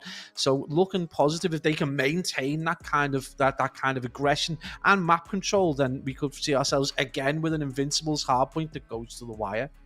Yeah, and I'm interested to see how Beans does in the respawn, because obviously when Harry left, he was kind of that main AR that was a lot more consistent, I think, than people sometimes gave him credit for on some of the respawns, because Steve-O's, he's been very, very good in some games, and then he's been very inconsistent when it comes to others. He'll have a big map, then he'll have a map where he struggles quite a lot. But Beans has really been that man that they go to for kind of just raw firepower and kills on respawn. So if he, I think, comes firing in this one, and obviously we know what Jerry brings. We've seen it at the highest level of Call of Duty this year, so you don't really have to worry about that part of him on this roster. But I'm interested to see how Beans gets on in some of these respawns, because he has been somewhat of a talisman for this team since he came in. Obviously, he wasn't on the original roster, on that original 4. Obviously, when we had the whole Revenge Tour and Denza split, we kind of had the storyline that we like to paint in the Challenger scene. Beans obviously came in a slightly later stage, and he's been a pretty much a shoo-in for this roster. He hasn't looked out of place at all at any moment. He obviously went over and represented these boys in America. Good performances from him as well individually. So he's a player that people have got to keep an eye on. I think largely what happened was, obviously we see Beans come into the EU side, and we saw Denzer obviously then form Revenge Tour, and a lot of the limelight was kind of taken away from the performances from Big Ben, because Denzer obviously went on to just, you know, they won the cup, they played so well for that like, you know, 4 or 5 week period, at times just being unstoppable. But then obviously we know that Ben's been putting up these huge numbers. He's just been, you know, consistently very good player, even when the players around him haven't necessarily done as well, or, you know, sometimes completely fell off. Obviously, we know Steve-O can go huge in respawns, but sometimes his S&D can be problematic. But now they've got Joey in there. The Gizmo, the question you've got to ask is, that's a very much a foundational player right there. He's going to be consistently very, very good. He's going to make the right plays. He's going to rotate effectively. He's going to be able to hold a hill and defend a hill. When you've got that to rely on, that's going to allow not just Beans to go big, but potentially allow Steve-O to also go big as well. And then you've got that kind of, you've now got a CDL Pro player bringing CDL Pro strats from in terms of S&D into this Challenger team. So whether that's had an impact on the way Steve Vortex sets up for S&D, that could be another factor to take into consideration. But yeah, I mean, you're quite right to point out, if Beans goes big, then the boys from Invincibles are going to be Beans on toast. Yeah, and sorry, I had to do it. It's just one of those things, isn't it? It's just, we've spoken about 3 of the players. We haven't even mentioned Furious. Again, another player who came into the roster from the team that they are pretty much playing with Rafi's lot, with Grad, those boys. He was on that roster. They were very, very good at search and destroy. And Ultra looked at that and thought, well, you know what? Our search and destroy has been a bit ropey. Why not bring arguably one of the best search and destroy players in the EU into the roster, pretty much? And he's come into this team, search and destroy. I mean, you never really see Furious have a flat game of search. He's always pushing double digits. And I think he's probably a linchpin into why this team is doing very, very well in search and destroy at the moment. You talk about the fundamentals of Joey, obviously the knowledge and the experience that he brings coming down from the CDO, obviously the coaches and the analysts that he's worked with. Obviously they've got Josh behind the scenes as well, who will be doing a lot of work. This team has a lot of resources behind it, and they're just slowly starting to stitch this team together, obviously with the with the change that Harry had. I mean, again, we spoke about it with the Spanish lads. That when unfortunately Sucre left, they brought Journey in. These boys, unfortunately, Harry left. Who do they bring in? Joey Gizmo. So again, it's just one player going out and the player coming in. The team of three that the player has been poached from aren't exactly looking at it and going, oh man, they're looking at it and going, sweet, right? Yeah, we've got Joey Gizmo. Let's go. It's got to. I mean, what a beautiful moment. Imagine getting that phone call. Oh, listen, Harry's had to nip over to the States to fill in, but we've got to fill in a pickup. So we all end up like, who is it? And you're like, oh, it's Gizmo. He's all right. I mean, you've got to be laughing. Yeah, he'd be fine. He seems like he's a talented youngster. He's going to be coming good soon. So I think he might fit in okay. Listen, if I could get a brain transplant to have my absolutely, dumb brain removed, I would take Furious's right there. I mean, you saw the stats coming out of the Pro-Am. I think he had the top S&D KD. We saw the kind of personality that came out as well. He went huge against Optic. He shot his body, all these kind of things. Golden. That's perfect kind of. This is what you want to do. Is if you're a challenger player with good capability, especially in S&D, and you've got a great personality, you just get yourself noticed, and you don't know what's going to happen in the next iteration of COD or coming out at the end of this season. Anything could happen, and especially if you're as talented as Furious is at S&D, because the opportunities to either push on with these guys potentially or get picked up are definitely there. Especially when you've got teams in the CDL at the lower end who are struggling for really smart S&D players. Like, they are getting bodied time after time because a lot of the players have got great gun skill, but not particularly got great brains. And we know the Furious has got that. And that just adds another element to the quality coming into this Toronto EU side. But again, I know it's so easy to talk about these players when they've got that kind of storyline behind them. But again, Invincible's another team that S&D wise, they've still got an absolute, quality side of S&D players. So really heading into the second map, it should be really interesting, but a lot of it again comes down to, can they hang in the Hardpoint? And that's going to be huge right now. And Berlin Hardpoint, it is definitely the one that separates the men from the boys in terms of their capabilities and their strategies. So it's probably the closest to a Cold War map that we've got in Vanguard. It plays more like it in terms of strategies. So it'll be interesting to see how Invincibles approach this, and whether they've put a lot of thought into the vetoes and map sets heading into it. We know that they've got the Gav control, which I think they would have wanted, and just interesting to see how Toronto approach this as well. So yeah, it's going to be a wild game. Actually, interestingly, we were trying to get information, weren't we, Major, prior to the game, because we know how big Toronto went against Rocket on the Sunday Cup. They won 3-0, but this is how much it means to these guys. I was like, guys, what maps did you get? And they were just like, we can't tell you. We don't want to hinder our elite chances going forward. I was like, all right, fair play, but that they take it that seriously, that they obviously not happy to share kind of detailed information, because they know that the teams that they're playing against will use it against them. And at the end of the day, it comes down to earning money, and this is the way that they want to earn their dollar. Yeah, and obviously they want to earn money, but they also want to earn, as you mentioned, a little bit of attention. I can't imagine anything would probably grant you more attention than shooting Optic Scumpy and I think it was Illy's body repeatedly. I was just literally sat there watching the stream chat as soon as he did that, oh, here we go. And I just saw the stream chat just go, just hey, yo, who is this guy? Who are you? Who are you? Absolutely nowhere. So credit where it's due. Furious obviously planted himself on the map when he did that, and his boys have really, since that tournament, have gone strength to strength, really. Obviously in this one, 4-1, currently looking very good at the moment, and I think we're guaranteed between these two teams, like you mentioned, Pablo, we're guaranteed close search and destroy games, or good ones of good quality. I think is the best way to phrase it. Whereas in the Hardpoint, so Toronto haven't been good in Hardpoint. We know that Invincibles historically have not been good in Hardpoint, so it'll be interesting to see which one, potentially even two of them, decide to show up at the same time. That would make a beautiful series if that is to be the case. But it wouldn't surprise me here if Toronto Ultra come out firing in map 1. It's going to be a very, very difficult series for the Invincibles. So you're going to look kind of towards, I think, just slaying, I think, is always the thing with Invincibles. It's not really the fundamentals that you look at these lads and think they're lacking. It's more of a case of just that raw gun skill that some of these top 3, top 4 European teams have, where, say, they're behind on a rotation and they just punched into hills. It feels as though Invincibles, if they're behind on the rotation, they tend not to break in towards team setups into hills. It's a bit more of a struggle for these boys. So it depends. I feel what map 1 we get here. I think if Ultra Academy come out firing in map 1, it could potentially be a very short series, but I'm hoping that we obviously get an absolute banger nonetheless.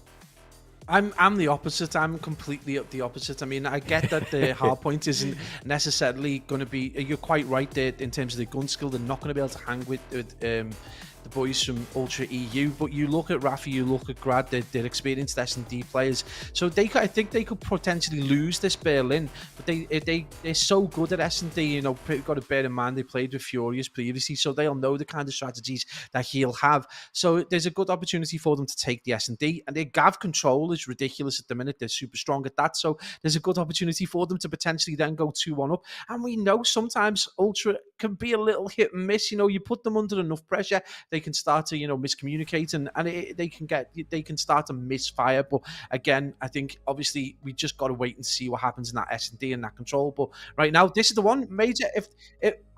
If they win this Berlin hardpoint, I think this could be a pretty quick one. It could be a 3-0. Yeah, so I believe, maybe serves me well, if I was hearing that correctly, they have had another issue with the map. We'll just get it confirmed. I think that is going to be the case.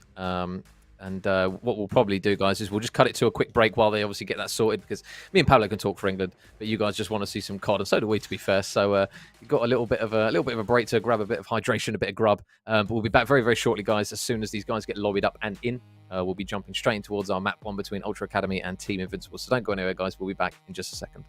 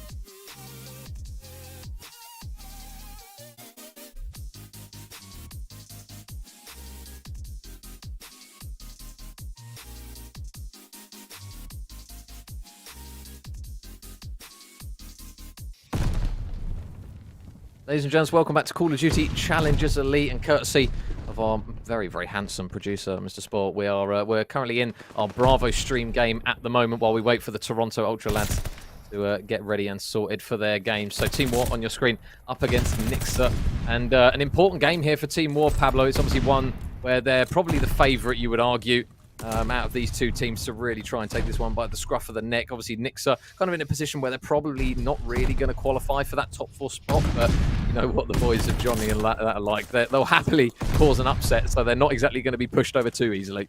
Yeah, absolutely. I think one thing you've got to understand about the personalities of the boys from Nixa is that they will want to take a game. They won't want to come out of this as 0. They won't feel it's fair to their capabilities.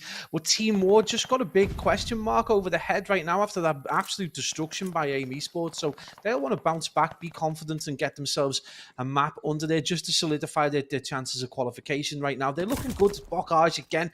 I got a feeling this is a Nixa choice. It throws the cat among the pigeons a little bit, and obviously gives them a little bit more of a level playing ground, because obviously the kills, the hill time efficiency is just so much more stark in this map than say a large one like Berlin. So right now there is a bit of a lead though stretching out as Team War use that kind of like slaying power effectively. Everyone looks like they're getting time. Denzer finally looks like he's, you know, from that position major we cast him previously where he was 1 and 6 at one point. Looks like he's finally picked up his gun and is doing some business. Yeah, so big kills coming through. Wardy now on a 6 streak. He only needs one more for a glide bomb. We know this map not necessarily the most prestigious map for a glide bomb to be utilised on. Wee Man just hunting for another kill onto Runner, who is going to get tagged up quite a lot. He will finally see it, and he will spot Johnny, but he's going to slap him straight round the face with a nade. So keep an eye on your minimap on number 4, Wardy. He's going to be hunting for that all-important 7th kill, and I think he's found it, and he has. He manages to take down Snake, so it will be 8 in a row now, actually, as he manages to grab one onto Sean here. So Wardy having a bit of a party here on his own. Currently 15 and 5. Strong start from him and his teammates. Have got a lot of time to show for it, and that combined streak to 12 is looking very, very brutal. Nixa, we mentioned they probably want to try and make it mixy, Pablo, but at the moment it is all Team War.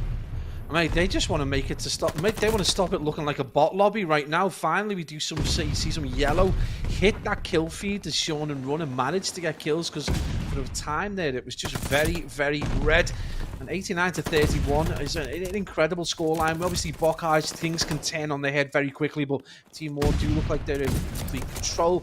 We are going to see that kill feed finally go the way of Nixa with Johnny W 11 and 14, and, you know, trying to do everything he can to keep his team through it, but just going to look at that time right there. Only Runner with 20 and the rest of the team only combining for 15 seconds as we hit this this P4 right now. This barn's going to remain the remit of Team War as they grab themselves the remainder of the scrap time. And again, mate, you just got to look, you know, Nixa just can't even get set up effectively on P5. It's not looking good for them right now as those red arrows start to converge. A little bit of patience coming in out of number 7, actually number 3, apologies, as he manages to jump onto the hill.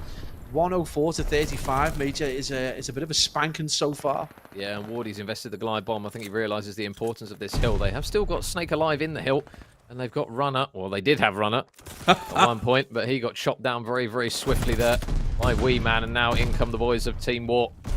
Hammer and Anvil on towards the point. Nades and tacticals being exchanged as well. You can see the flood of players that they've got over towards that backside, over towards the tower, and they are going to win another engagement. Maple with one, Denzer with one. It will at least be answered with a kill from the boys of Nick. So it feels as though they're having phases, Pablo, where they're applying with a couple of kills here and there, but it just feels as though they just need that little bit more, especially from everyone pretty much apart from Johnny. They just kind of need to pull the slaying ability out from somewhere if they're going to try and get something off this map, because we know how kill heavy Bocage is. Yeah, I think that the fact that the lead started to run away with them a little bit has just forced them to push onto the hill rather than just kind of sit back, get themselves organised, get a couple of picks, get complete control, and then they're able to set up effectively to protect from the front, and they've not been able to do that so far. So it is going to be Team War. Just essentially it makes it look like they're able to push onto the hill really, really simplistically, but again, it isn't a case of that. You can see Team War a little bit more strategic in their approach. They tend to take a number of different avenues, and they will kind of wait or contest. So right now, Nick's are doing a grand job, though, of getting some time onto P1. And it's going to be number 3 there, Wee Man, who finally gets dealt with. And you can see the rush of arrows just push in. And again, we're starting to see that kind of chess play as they try and get set up for P2. But right now, Nick's are doing a grand job of bringing this back there, albeit still a 70-second lead. But again, they took quite a bit of time on P1, and they're set up quite nicely for P2. They are going to need, however, Major, a couple of kills before the red arrows start to rush back in. Yeah, and we talked before how good Snake can be on Bocage, and he's managed to get a little bit of momentum going. There's 5 in a row now for Luke before he finally gets traded out. So it will be an opportunity now on this P2 for Nixa to try and make it a little bit more of a closer game here, and they've managed to do so. Courtesy of the little streak coming through from Snake, and obviously Johnny as well, still providing a bit of firepower as well. And they're still waiting for a single player on their side to pretty much go positive here, so it's only on the up here for Nixa as they get some more kills. Johnny, Denzer absolutely fries him. 3 men drop, 4 men drop, and just as we say, Nixa looking comfortable for a little bit in this game. Team War, they just demonstrate exactly what they are very, very good at, which is just forcing their way in towards hills. Yeah, their accuracy is unerring at times, and they just, they read the map so well. They're able to get kills. Wardy almost approaching again. I think he is now double positive, so 26 and 13. And right now the streaks across the board, totaling 7 across 3 players. Bit of dominance, starting to flex their muscles a little bit. And again, they needed to do this, Major, after the trouble they'd had in the previous round. So this is going to be great psychologically for them, great for a confidence booster, and obviously give them that much-needed win that they need just to solidify their qualification chances. Denza does look like he's on the hunt right now. A 5 streak. He's going to make that 6, although a bit windy with his shots. 1 off the glide. And again, the streak holding for 10 as Wee Man on a 4 as well. And right now, Major, that lead is being stretched out. We're not quite at the 100 mark. Finally, Denza gets dealt with, so that glide isn't going to come in. Nixa with a hell of a lot of work to do, and they've got to play this blockage almost perfectly. Yeah, and the end of that P2 and this P3 has just been all team war. They are getting kills in and around the hill, but more importantly, they've got the players in the time to soak it up, and Johnny going to try and punch his way in. Wardy will meet him head on, and it will be Johnny that comes out on top of that one, so nice work there from Mr. Johnny W. And now his team, although they will get some time, it will push them over that 100-point mark, so they can now boast that they haven't been 100-point clubs. But you can see, Pablo, the bodies in towards that next hill. Those red arrows again are ready to go, but nice shots from Johnny.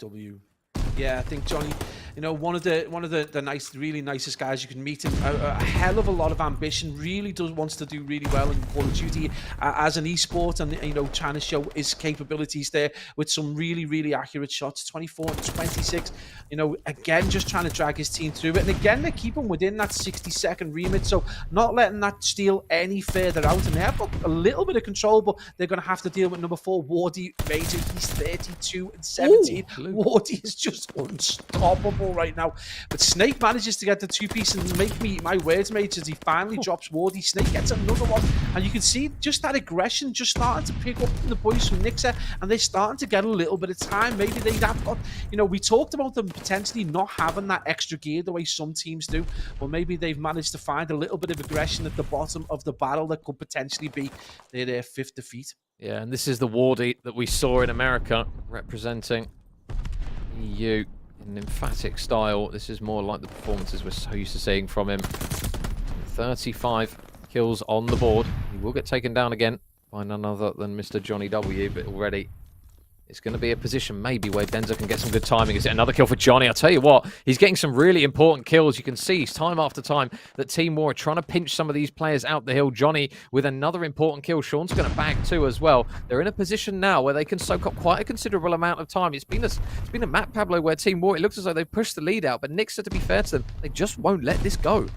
Yeah, I think, if you take away the fact that Wardy's gone absolutely off, they've started to just take their foot off the gas and definitely taken the boot off the throat of Nixa, who've taken full advantage. That's a beautiful setup for P5. They've managed to drop 3 plays. The kill feed goes yellow, and they've managed to swallow an enormous amount of time. And you've really got to say, on the back of Johnny W's performance, not only has he dropped 31 and 28 from a massive deficit position, he's got himself a solid chunk of 43 seconds, and he's about potentially to challenge the kill leader in the lobby in Wardy. So a wonderful P5, and they're looking very solid as they approach this P1. Probably not got the preferred side, but if they get themselves set up nicely again, they've brought themselves back into contention. And not only that, Major, but we've seen the lead flip entirely. Bocage proving it once again to be the wildest hardpoint map. Yeah, really big kill though. Sean was on a 6 before Maple cut him down.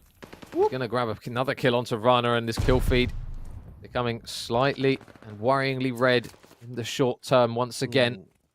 Snake is going to push his way up towards P2 already, and with only 20 seconds left, it's an important kill for Luke to get, and he will get one. You can still see, though, that Denza all the way out in the back, just hunting for the trade. Luke just going to reposition and wait for the right time to strike. He has got help with him. He's going to tag up Denza, who's now going to desperately try and play his life himself, as he's now forced to back up. And meanwhile, over towards the hill, Wee Man's managed to stay alive. He will get traded out. It's getting a little bit messy in the back, and Johnny, he's been so good on this map, he's going to get shot in the back at the worst of times, which is now going to grant Team War the spawns. They've got Wardy on the point, soaking up the time. They can't, well, they can, apologies, they can just about win this hill. Oh, well, now maybe they can't, because Wardy's just decided just to hop off of it for the time being. But this is an important hill now for Nixa, Pablo. You feel they've got to try and find a way to get in.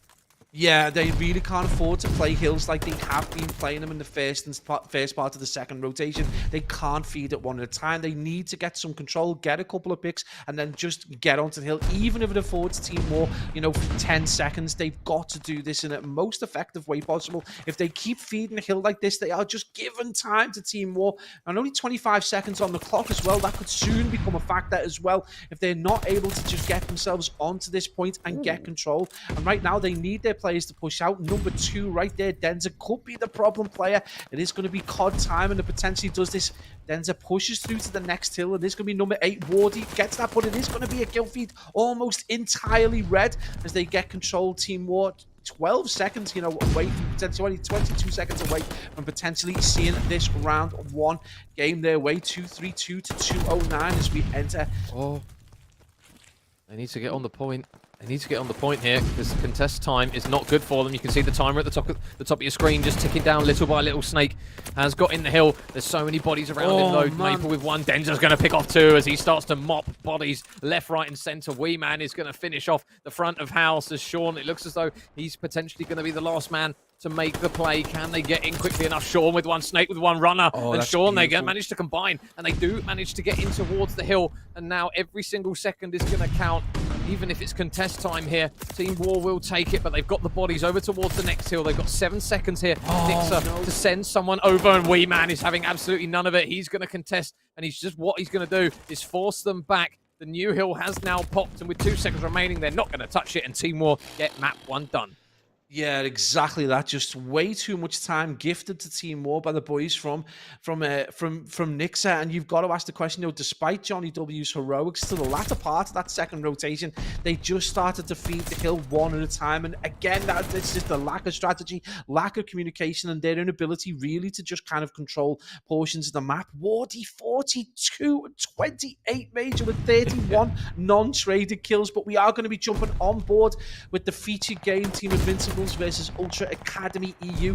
We can see already that there's a slight lead for the boys from Ultra Academy, only about 30 or 40 seconds in it, as it looks like we've approaching the end of that first rotation. We're on P5 right now. We're on board with Niall, who's got some sight over towards that P1 long. He does get finally taken down. It is going to be the arrows of Toronto Ultra EU just swarming towards that P1. They've got some control, Major. And those green arrows with a ton of work to do already. Yeah, and the first thing that my little goggle eyes have cast over is that Nolson is not having a great map at the moment, and his teammates aren't exactly training by a huge amount. So if he can start to get some momentum going here, this might be a slightly closer map. But Joey, nice shot to take down 1. Oh, I thought for a second there he was going to grab 1 onto Grad as well. He will grab a couple of kills himself before he does eventually fall. Furious start to soak up more time here for Ultra Academy EU to push this one out. There's still a huge chunk of time on this P1. It's slowly becoming one of the more accomplished money hills, I suppose you would say, Pablo. We've seen a lot of teams hold a lot of time on it, and Grad is going to try and work his way in towards the scrap time. Furious, though, just slams the door straight in his face. And although it's only an additional 15 seconds, Pablo, that is going to put them pretty much double the points of Team Invincibles as well. Furious, 5 in a row now. Yeah, former teammate Furious going absolutely huge on Team Invincibles. And quite right, Major, P1 on that second rotation, definitely a money hill. Obviously, we know the first rotation P1 tends to be heavily contested, but once we do head into the hills, it definitely becomes one where you can get 30, 40, 45 seconds quite easily, especially if you can breach a team that's already in there. Ultra, though, just looking very strong. It is about 70, 75 seconds differential right now, and that's huge. That's more than a full road to full hill right there. And right now, Toronto Ultra just look completely solid. They don't look like they're going to get pushed too heavily. Right now, they're already 30 seconds deep into this hill before we can see any one of these green arrows be able to push through. It is going to be number 2 in Niall trying to push from the front, but look at that. Steve Vortex goes absolutely huge and just ends that almost on his own. As I say, that Major Grad comes in, but it is that boy right there, Joey Gizmo, 20 and 15. And we talked about him earlier on being that foundational player. He never goes negative. He's usually getting a good chunk of time, and he's just so disturbing to deal with at times. Yeah, and although they've still got around an 80-point lead, one thing that the Invincibles can hold close to their chest is that they do have the rotation for the next hill, and we know this P3 can prove a lot important when it comes to some of these Money Hills on Berlin, and it's been a very good start from them. Rafi has pushed out really, really far down that dockside, which is just going to bottleneck every single player from the side of Ultra straight over towards the front of the hill, which is not an easy point of call to try and break into. Beans is going to try and use just raw firepower. He does actually manage to take down a couple of players while he does it, but they're still spawning out the back at the moment. You can see that on your minimap. Number 8, Stevo. He's looking to be the cut-off point where he stops players transitioning over, and he's going to maybe get a couple of bullets in. Beans with one. Gizmo is going to manage to grab another. It looks as though Stevo's going to try and work his way in, and it will be raw aggression that gets them over the line, but now the trades come through. Nolson with one. Furious replies back. It's a little bit of tennis back and forth between these teams, and that's been a decent hill, Pablo. It was an 80-point deficit. Going to be down to around 40, so Team Invincibles, you're going to take that.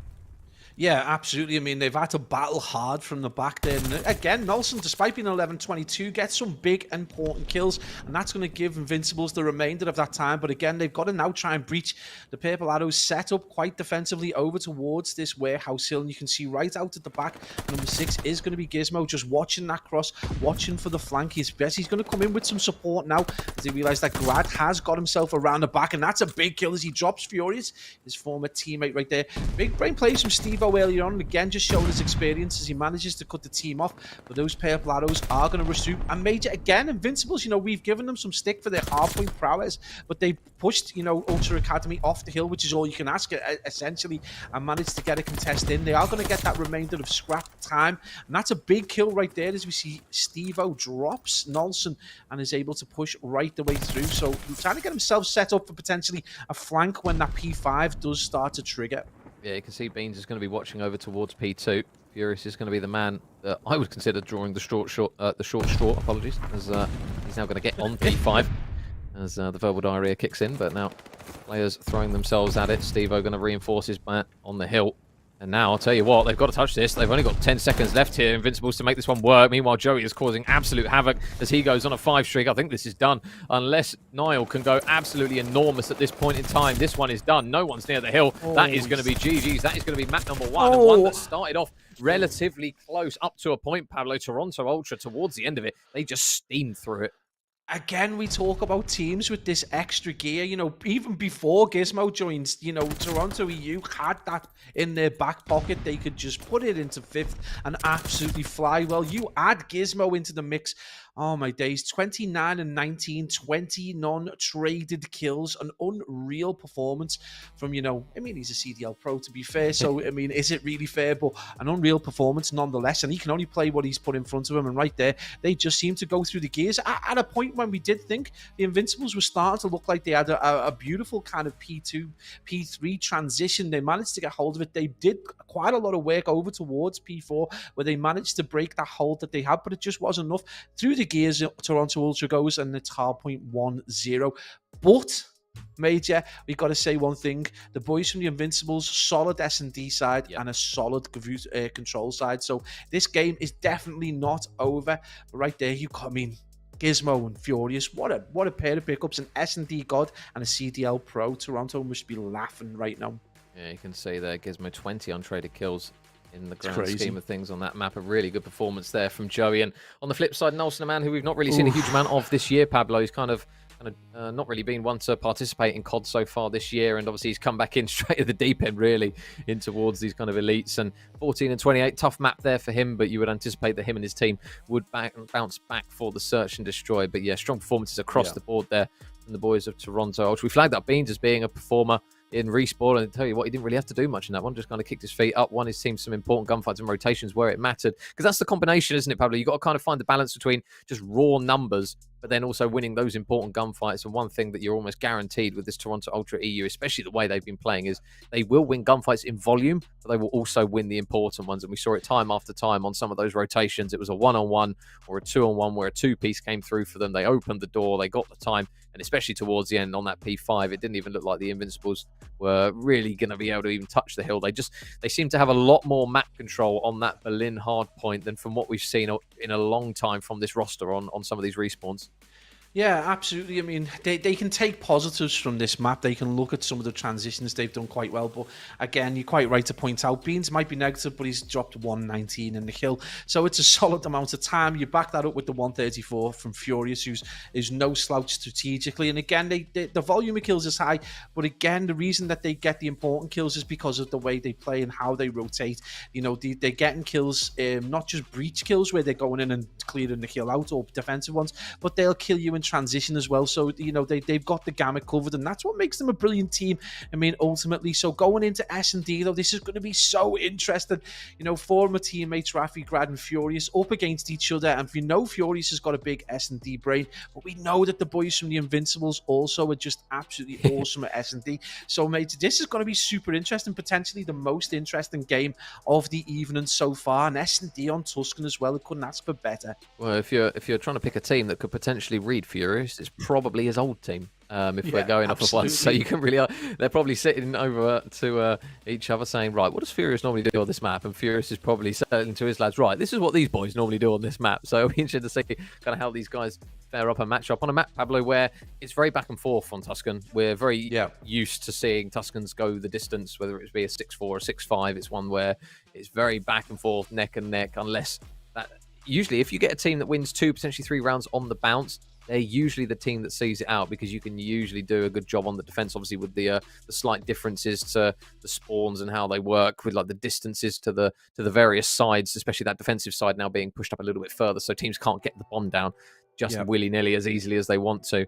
But just a quick update, guys, as well for some of our other games that are going on. So if you are interested in watching the main broadcast game, which is youtube.com/COD Challengers, they've currently got AIM Esports against Dizzy's Rascals. It's currently one map apiece at the moment, and AIM take the first Gavutu Hardpoint 250 to 157. Dizzy's Rascals, though, have come back with an S&D win of 6-4, Pablo, and a team in a roster that, although they're not having the greatest of elites, Pablo, you wouldn't want to sleep on them just yet, because from what we've seen of them anyway, especially with the Cup, I think they finished top 3, I think, if memory serves me well. So they're a roster, obviously, with Mr. BB Vino, Mr. BB Connor, who's been very, very good for whatever roster he's been on. They're one that you're not really going to want to take too lightly, because they look very, very solid. When they're on the top of the game, they look very good. They've got, essentially, you know, this is a team that's got all the components for a team that could do quite well. You need someone with experience who's got level head. In Whalers, you come away with that. That's a player who's played, you know, right the way through the CWL, and he played for Heretics for a while and stuff. I think it was Whalers anyway. And then you've got these like players like BB Connor, who can pretty much join any team and just drop numbers. Just seems such a capable player. And then obviously with Henry as well, playing particularly well over the last few months, that's a great addition. Dizzy himself coming off that brand new day roster that really did push Knicks at ACCL right to the edge a couple of times, and then obviously recently on land, I think they even went past. So you cannot. These are dark horses who, given time, if they can manage to stay together, which is no mean feat when you consider how many teams BB Connor's been in. I think these are the team that could potentially do something good, and in fact, they probably feel hard done by. They've won quite a lot of maps, gone to a lot of game 4s and game 5s, and just not really had that last gear to go through to be able to see it out. I think if they can add that to their arsenal, then potentially we could see another quality roster start to do well. We are going to be heading back into this Team Invincibles Ultra Academy EU matchup, though, as we head major into Tuscan S&D. And again, you pointed out quite rightly, Tuscan, a brilliant map. It's got so many kind of direct alternate routes that you can take. You can get from, you know, from one point of the map to the other quite quickly without necessarily coming across anyone. So it does give a lot of opportunity for bomb carriers to potentially take interesting routes. But equally, again, this is another map where first bloods are prevalent, important for that bomb site control. So expect a bit of caution coming out of each of these rounds, and then potentially that kind of flurry of kills and kind of melees that will go down. We are going to see the first blood go the way of Nolson. So it looks like he's managed to pick himself up from that hard point, but it is back and forth and major. It's going to be a 1v1 with over a minute to go. Yeah, and 1v1, Rafi versus Gizmo. Ooh. Kobe, I'm going to try and land a nade on him. He is going to open out, potentially, an opportunity to maybe work a different angle. You see Gizmo there. It looks as though it's going to be the call to try and work his way all the way through P5. Joey has managed to get himself out towards tiles, so Rafi just trying to play for information. He will retrieve the bomb, which conveniently is back in spawn. He's now going to try and reposition once again. He's only got 35 seconds left on the clock here, so it's going to be a difficult round here for him to try and get this bomb planted without Joey at least checking one of them, you would feel. Yeah, you can see kind of it's almost kind of like headless chicken territory at this point. You've got to really hedge your bets and hope that you're going to be able to get bombed down without it being checked. I think maybe he's potentially waited a little bit too long, but you can see the X-ray in the background. It does look like Joey's going to be waiting towards the back and just react once this kicks off. Again, Rafi just going to take up the corner position as he looks to try and get the surprise on Gizmo. We can't quite see. I think it might be a flank around field. It is indeed. He's going to try and get an angle. I think he's just pushed out to get information to see if he's kind of back you. He's not going to get down. This is going to be huge right there. He manages to get the shot, but he's going to get taken down. Huge plays by Rafi. A bit of a psychological win there for the boys from Team Invincibles as they get one important round on the board, and that's going to be a lead for them again. Rafi just shows Major his experience and his nous in the game. Yeah, just that's the thing in Search. Sometimes players overdo it, you feel, in some of those 1v1 situations. Rafi just does what he needs to, just plays the corner, plays the time. Obviously, getting the kill isn't as easy as you think it might be, but it's now going to be the boys of Toronto EU on the attacking side. Steve-O going to be that man in charge of bomb, just playing for information, as we mentioned before, with the slight spawn changes that players spawning a little bit further up on that defensive side. But number 4 Grad is going straight up here. He's going to have a gunfight with Steve-O. He's 1-1. Nolson's going to crack a sniper out and get a pick as well. Beans is going to reply with a kill onto Grad, and he's going to get a second onto Rafi as well. So Beans with a big moment to make it a 2 versus 2. He will retrieve the bomb as well, and now it's just the decision of where they try and take this bomb. Is he going to check the corner at the right time? Beans, he's going to get shot from Niall. The trade, though, isn't going to be nearby, and now Furious, if there's anyone that's going to be able to do it, Pablo, it's probably this man here on your screen. Yeah, surprisingly 0-1 right now, but honestly, do not be surprised if he is double digits by the end of the game. Right now, he is on the hunt for Nolson and Niall. Nolson obviously new again, one of these players from back in the day who've come through into Vanguard, and we saw him struggle in Hardpoint, but right now he's playing very well in this S&D.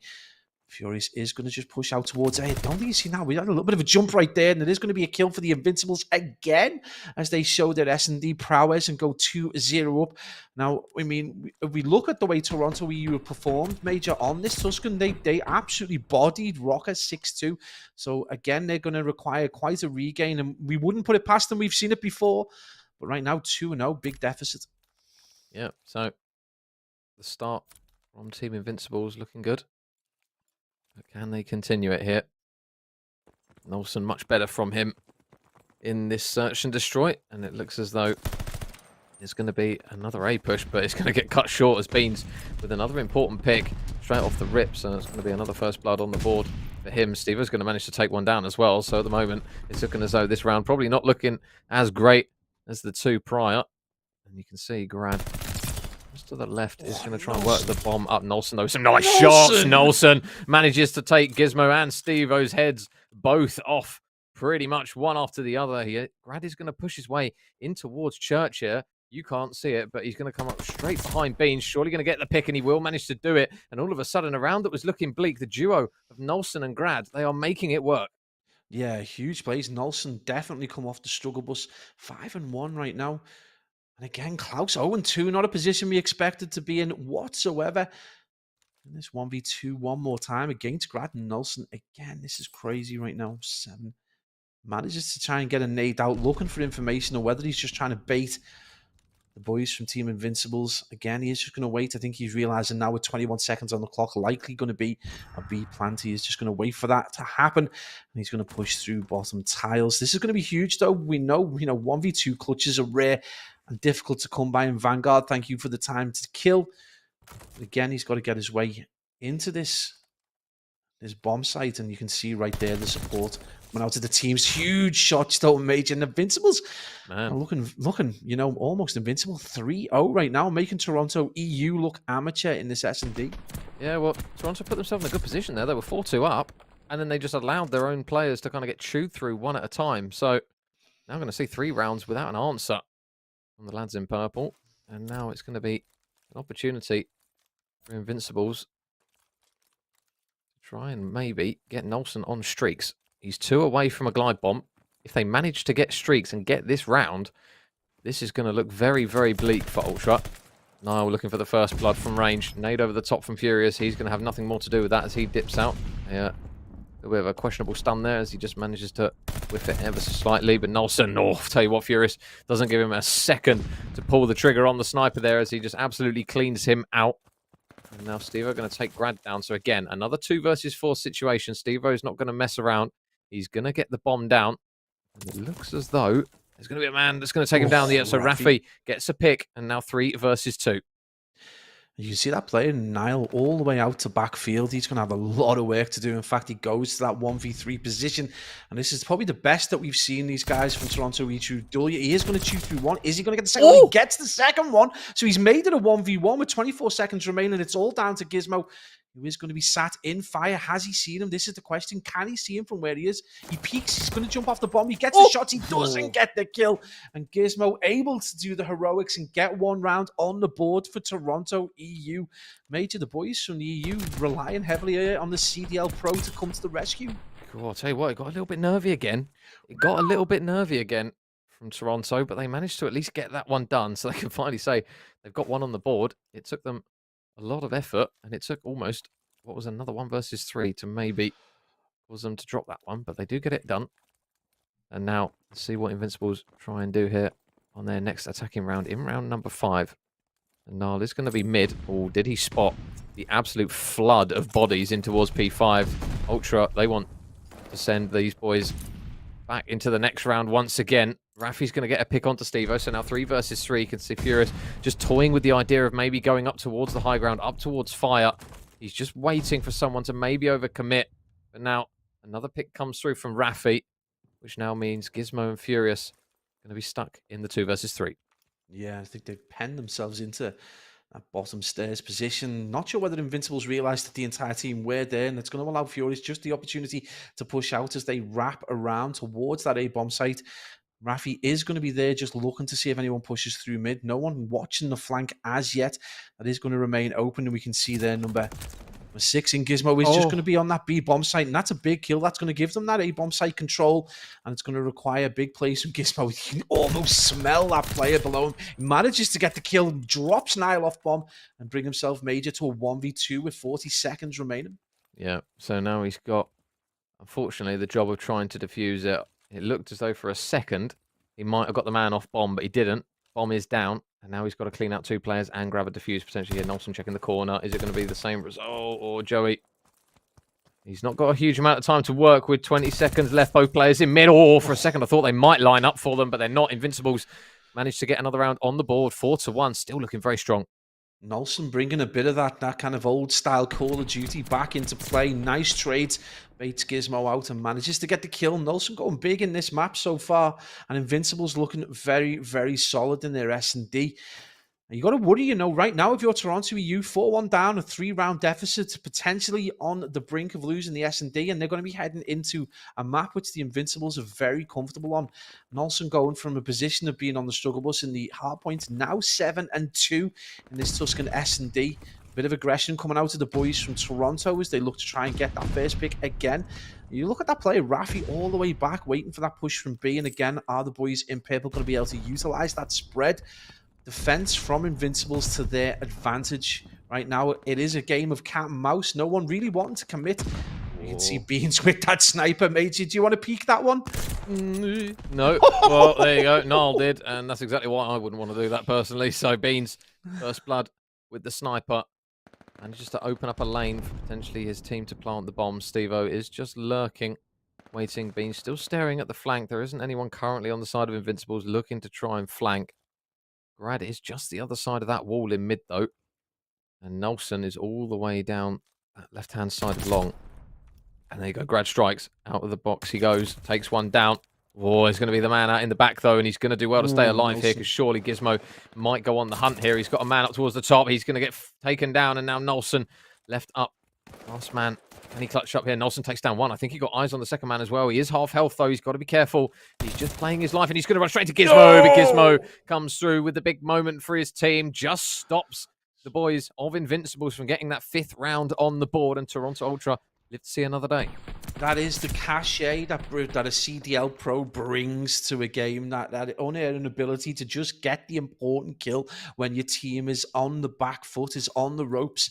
Manages to bring that back to a 2-round deficit, and again 5 and 4 for Gizmo, but those 5 kills have been pretty important. Nolson, though, carrying the Invincibles almost with a 9 and 3, and he was so close to being able to wrap that round up and put them on match point. But again, it's going to be Nolson tries to get the jump shot with the sniper again. Probably a little bit too much to ask. It is going to be Beans just down that long lane. He's decided to push up, possibly just to kind of freak Nolson out. They won't realize that he's in that position. Steve-O manages to get the first blood on Grad Major. As we approach the 1-minute mark, it is going to be 3v4, and Toronto EU again in this position where they have the advantage. Yep.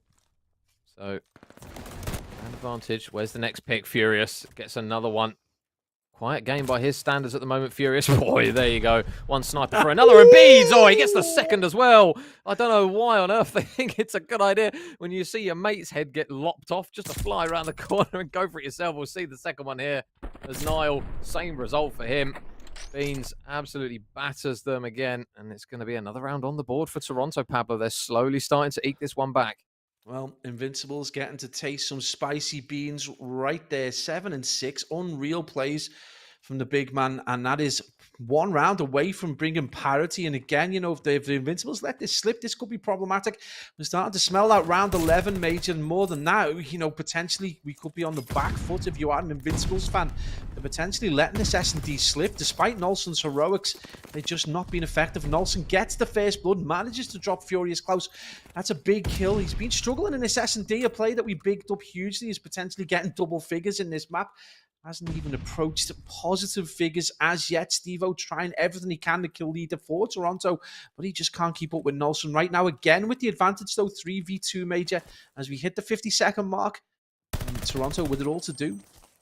Yeah, and Gizmo. Oh, we might get some really bad timing here. There's a pick. Grad takes him down 2 versus 2 now. And the duo of Raffi and Grad. That we've seen pretty much all year long clutch up. There's another pick from Raffi this time. So now Steve-O, he's going to have to work some magic. He's going to go up top church. Again, does have the bomb, but it looks as though he's just going to run straight towards the shots, and he will. So it's going to be an important round on the board. The Team Invincibles, 5-3 up they lead now. Only 1 round needed, and Toronto, it was looking good at the start, Pablo, but you just can't count this Invincibles side out in Search and Destroy. Absolutely. I mean, when it comes to picking up a player, they pick Furious Closer, but I mean, literally, you've seen Raffi go overseas and play incredibly well. And obviously, we know that the duo of Raffi and Grad are incredible S&D players. But the addition of Nolson, I mean, he's brought some of that experience. He's brought some of that ingenuity. More importantly, Major, it appears to have brought the gunny as well, 10 and 5. He's the first player either team to hit double figures, and he's double positive to boot. So big plays from him. And again, if they see this round out, it's a pint on the board for him, and that's going to be huge. Nolson replies immediately, but 3-4 by the way, and it's going to be Nolson on his own in a 1v3, and there's a minute on the clock, Major, and those purple arrows are about to descend all over him. Yeah, Nolson. How magical is he feeling today? It's not going to be easy. It's so not going to be easy. That bomb is literally down probably the furthest distance he could have asked for. We'll take down Joey, though, and there isn't a trade nearby. You can see Furious. You guys can't, but he was desperately trying to have a hunt for him to see where he's gone. Nolson, though, just going to use that to try and single out another man. And at the moment, EU, Toronto Ultra, they have got a two split. Oh, I was going to say, if he gets that pick, that round is doable. So it's an important kill there from Steve-O because his teammate was nowhere near him for that. So big plays from Steve-O. Yeah, huge right there. And I mean, Nolson left himself in probably the first time we've seen in a long time with the right amount of time potentially to get a clutch. But unfortunately, it is a big ask against Toronto EU, and Steve-O, unairy and accuracy right there is going to finish that out. And again, we're hitting the round 10. It's 5-4 right now to the Invincibles. Nolson, despite his heroics 12 and 6, is still not able to see this round out. And Invincibles still on the precipice of potentially taking this, or being taken to around 11. First blood still being hunted down right now. It is the boys from Toronto EU looking to get bomb planted, and again with their characteristic bomb planter Steve Vortex, Again, just looking to get that pick, looking to get a bit of control, but that's a nice setup from the boys Invincible. Steve-O with the first blood, though. Nades out Grad Major on the 1 minute mark, and that's going to be a 3v4. Toronto on the front foot again. We talk about fine margins on Tuscan all the time, and a lot of the time it's nades that work absolute wonders for you. You've just got to be careful. Nolson has also got to be careful not to overchal it. He is in mid-map, and you can see there is still a bit of a standoff in mid-map, and Beans with another pick down long. He has just absolutely commanded that side of the map. Nolson, though, will get that kill onto one. Steve-O, though, efficient in the trays, now leads Rafi, the last one up. He drops, and round 11 time, baby. Oh, you just couldn't see it coming. You know, we've seen both these teams absolutely dominating Tuscan S&Ds in the past, and obviously most recently, and literally prior to this game, it was 6-2 to Toronto EU against Rocket. But when we see this many, you know, fine S&D brains in one place, is it any surprise we're at round 11? No, it is not. And that is a huge performance coming out of the two players with the most history. Nolson on 13-7 and Steve Vortex 10-7 and on a 4 streak. It's not going to really play any part. And this is going to be Invincibles down to try and get bombed down. Look at the aggression coming out of Steve Vortex, wanting to take up as much geography as possible on this map. Major, as we approach the 1 minute 10 mark, it's still 4v4, and that first blood is yet to be taken down. Yeah, Joey was catching a few bullets there from Rafi. They are going to try and nade him out here. Oh, and Rafi's going to get slapped with an aid. He's getting wall banged as well. He's down to 9 HP. He'll do well to stay alive here. Does not want to move an inch as he just ducks for cover. You can see Gizmo, though, still top church. And Grad has got himself in towards middle map. He has now got into church as well as Grad, so he might be able to make the play. Beans just going to get forced to back up a little bit. But this next kill is going to be big. Nolson grabs one, Rafi grabs one, Steve-O and Furious fall. Beans falls as well.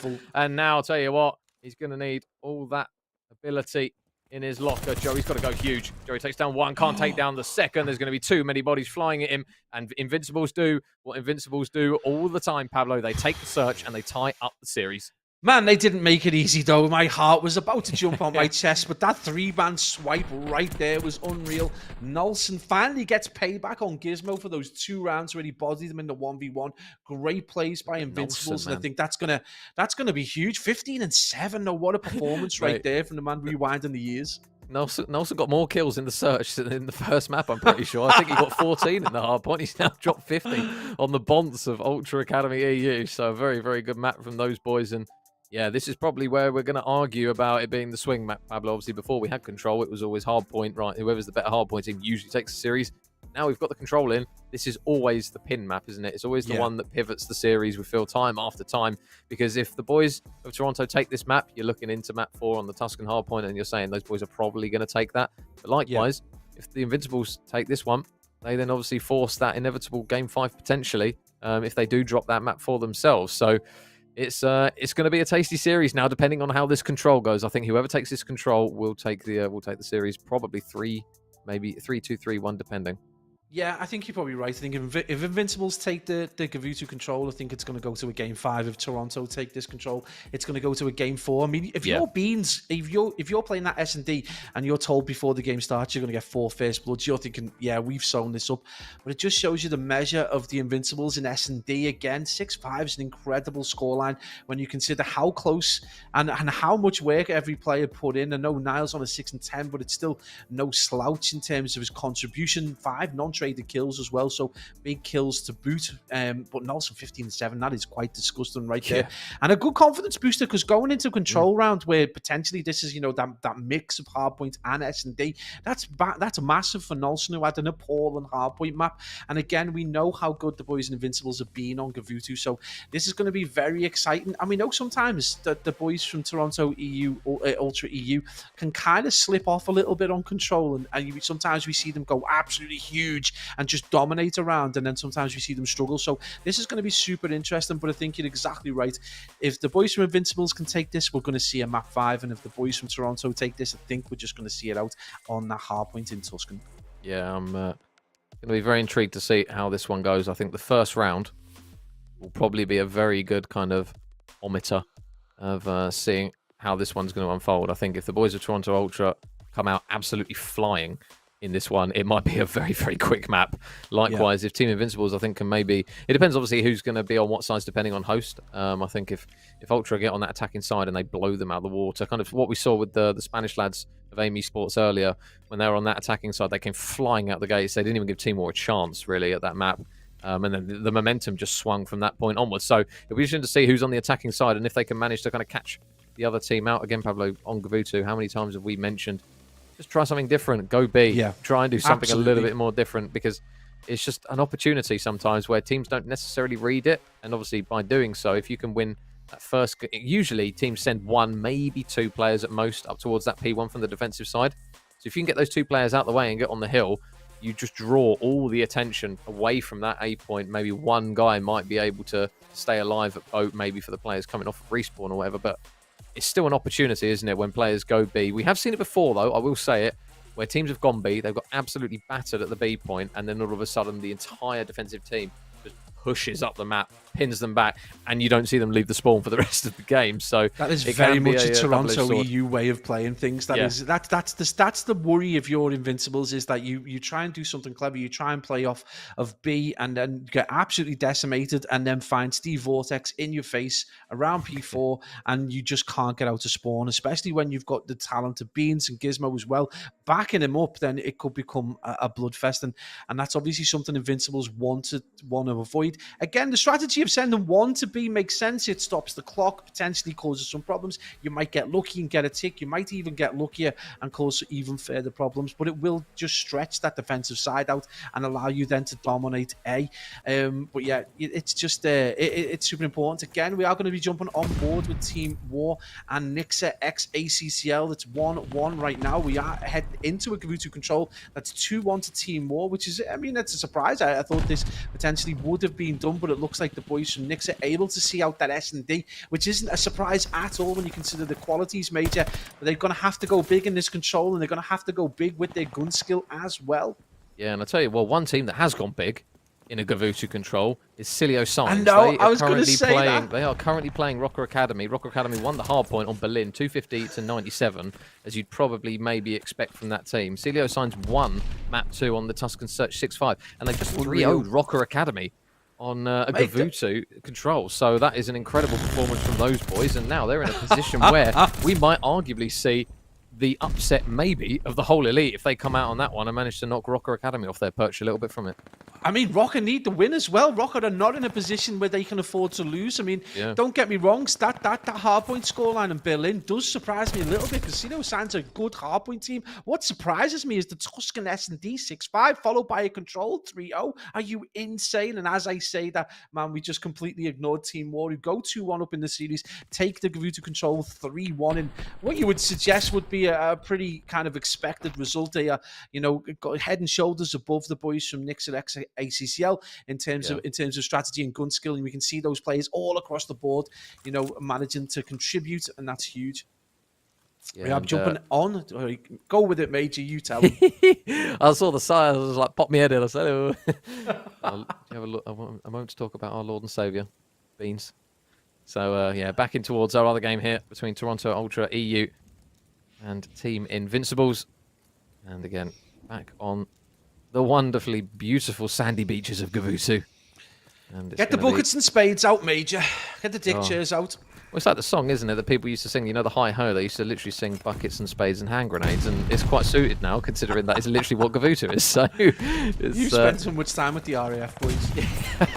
No, that was from primary school. People used to sing hi-ho, hi-ho. Anyways, we're back in this one, and it's going to be Ultra, the team on the attacking side. Pablo, you can see number 5 on the mini-map, Rafi, already looking to try and disrupt players coming off respawn. He's got himself locked in towards that position. Whether or not he can actually do something with it, they are going to clean out one man off the point. Hilfig, though, lights up quite favourably in the boys' favour of Team Invincibles.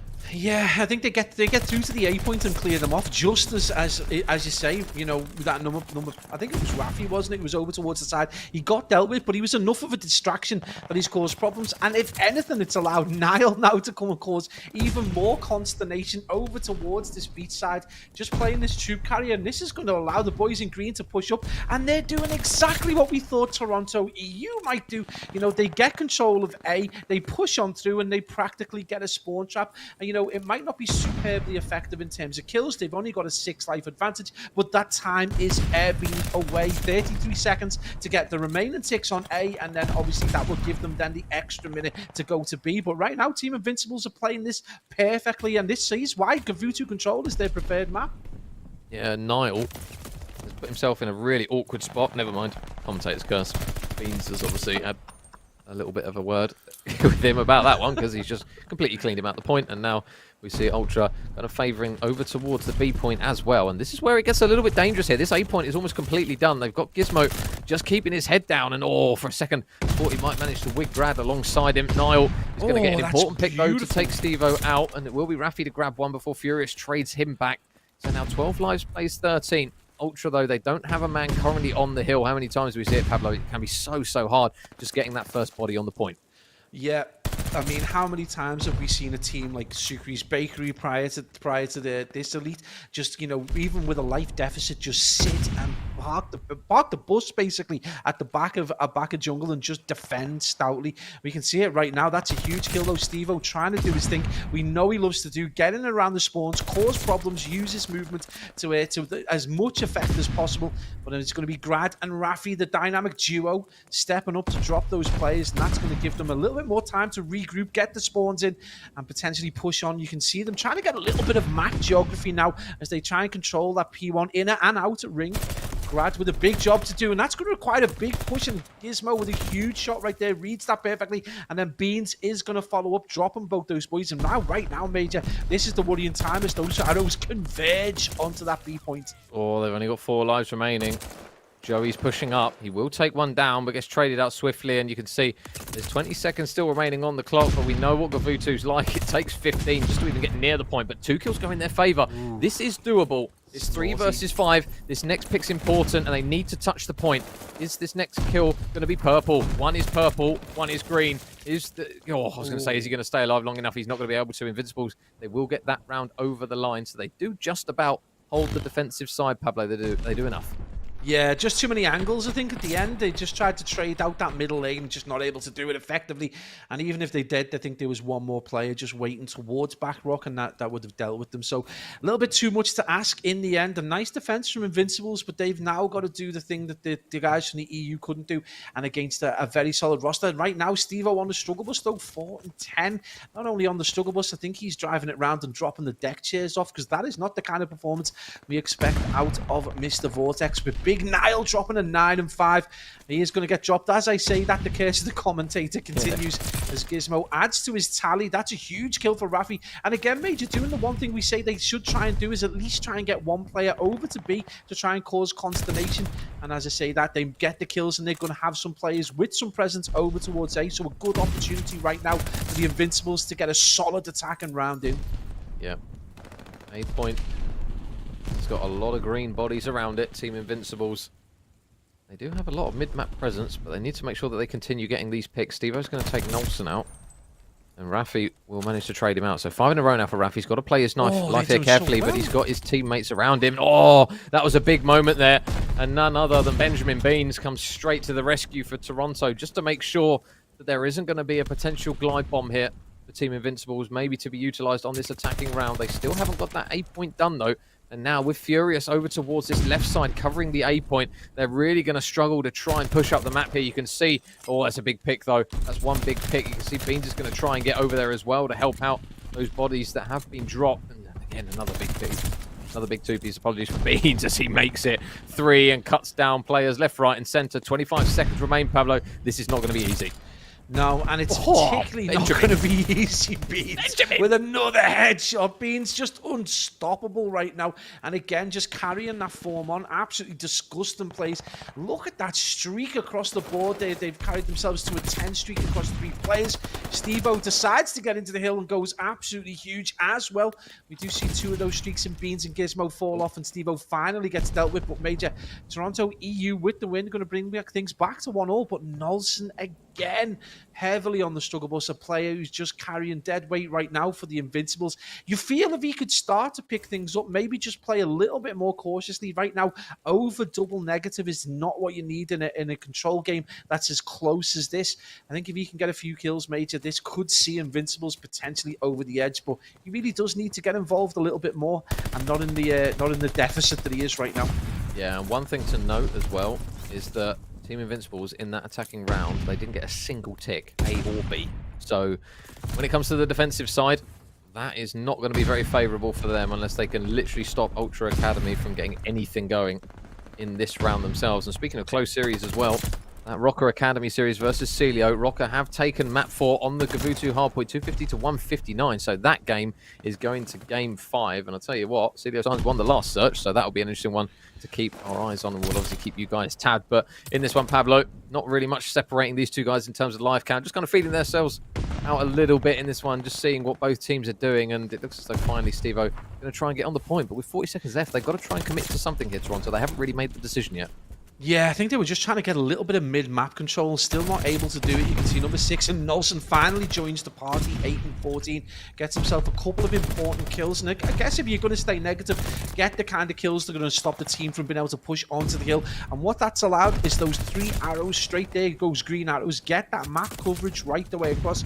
And again, now 15 seconds remaining to a stout defense from the Team Invincibles, guys. And with 10 seconds on the clock, Steve Vortex is finally going to stop that clock. And with a 5 life apologies, 4 life disadvantage, there's still plenty to play for, but they've got to go big in this hill. That's a big kill for Steve-O. We see the kill feed go purple again, Major. And this is quite worrying for the boys from Team Invincibles. They could do it, making a stout defense of this Team A with 10 seconds remaining. They don't want to lose that potential impetus that they've created, but they have been pushed back. And you can see Major 1 and 4 there, Beans and Furious Klaus playing really well, pushing the guys back into their own spawn and giving themselves the opportunity to see A done. Yeah, and Beans 5 in a row now for him. Edges his way closer to streak. Steve-O is going to join in with 3 in a row, combining. It was for 9 before Gizmo did 4, but now it's 9 alongside Beans. Saying that now, Beans has dropped, so it's down to just Steve-O on his streak. Just waiting for players to maybe push across. I spot Nolson. There's 5 in a row for Steve-O, looking for more. Oh, he does spot the head of Grad, who just reverses up a little bit. It looks as though they're going to try and get some form of control working from that Shutters building, but now can Steve-O stay alive here? He's got bodies near him. Number 3 going to be Joey Gizmo. Not a bad player to be watching over you, to be honest. I'd happily stay down in boat with Joey Gizmo shooting over the top of me, but it will actually be Steve-O that falls. So they take him down. Joey drops as well. And with 40 seconds left on the clock, 10 versus 10 now as Grad will fall. It's getting a little bit mixy here on the beaches. Yeah, absolutely. Big job for Klaus, but he's going to get taken down. That kill feed goes the way of green, which is what you want to see if you're a Team Invincibles fan, especially at this late stage of the control. With 25 seconds, again, we talk about how wide this map can be. It's going to take them real time to get across. And when you've got number 8 in Grad watching that middle lane and getting those kills, it makes it even more difficult. Beans has got to go big over towards the front here. He gets that first kill. No one reading that push across middle. Number 7 there is going to be, I do believe it was Niall, who manages to get the pick from Armored Troop Carrier with 2 seconds remaining, though. It does look like Invincibles have done just enough to get that defense in and give themselves the lead 2-1. And again, a really solid performance. The question is, Toronto EU, again, going to bite back. They're going to go into this defensive round potentially with their tails up. And I think, Major, you know, just like the S&D, I think we're going to see this all the distance in this Gavutu control. Yeah, and just another quick update for you guys. Another team with their tails in the air is going to be AIM Esports. They managed to beat Dizzy Rascals 3-1 after they take the Gavutu control 3-2.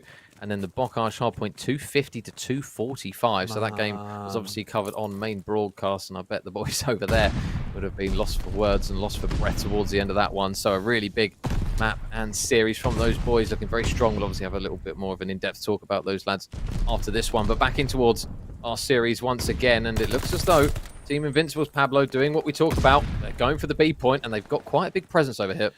Yeah, absolutely. I mean, we've mentioned this time after time. It's such a no-brainer of a strategy, but you have got to get it effectively. And now a lot of teams will try and push over towards the A point at the same time. But this has been a full stack, and they've still got a lot of players to contend with. And we can see there Gizmo and Steve-O both teaming up to drop players in green, but they've still got a solid presence. The problem is they've got no control, and you can see those purple arrows flooding in. Ramp has been dealt with as Beans falls, but that player number 4 right there needs to be gone. Klaus is gone, and the boys from Invincibles have got that beach control. Now this is a huge opportunity to get what is, you know, by and large the most difficult of these two control zones to try and deal with, and they are getting kill after kill. On my days, Nile has gone huge there, Major. This is going to be absolutely massive for the boys from Team Invincibles.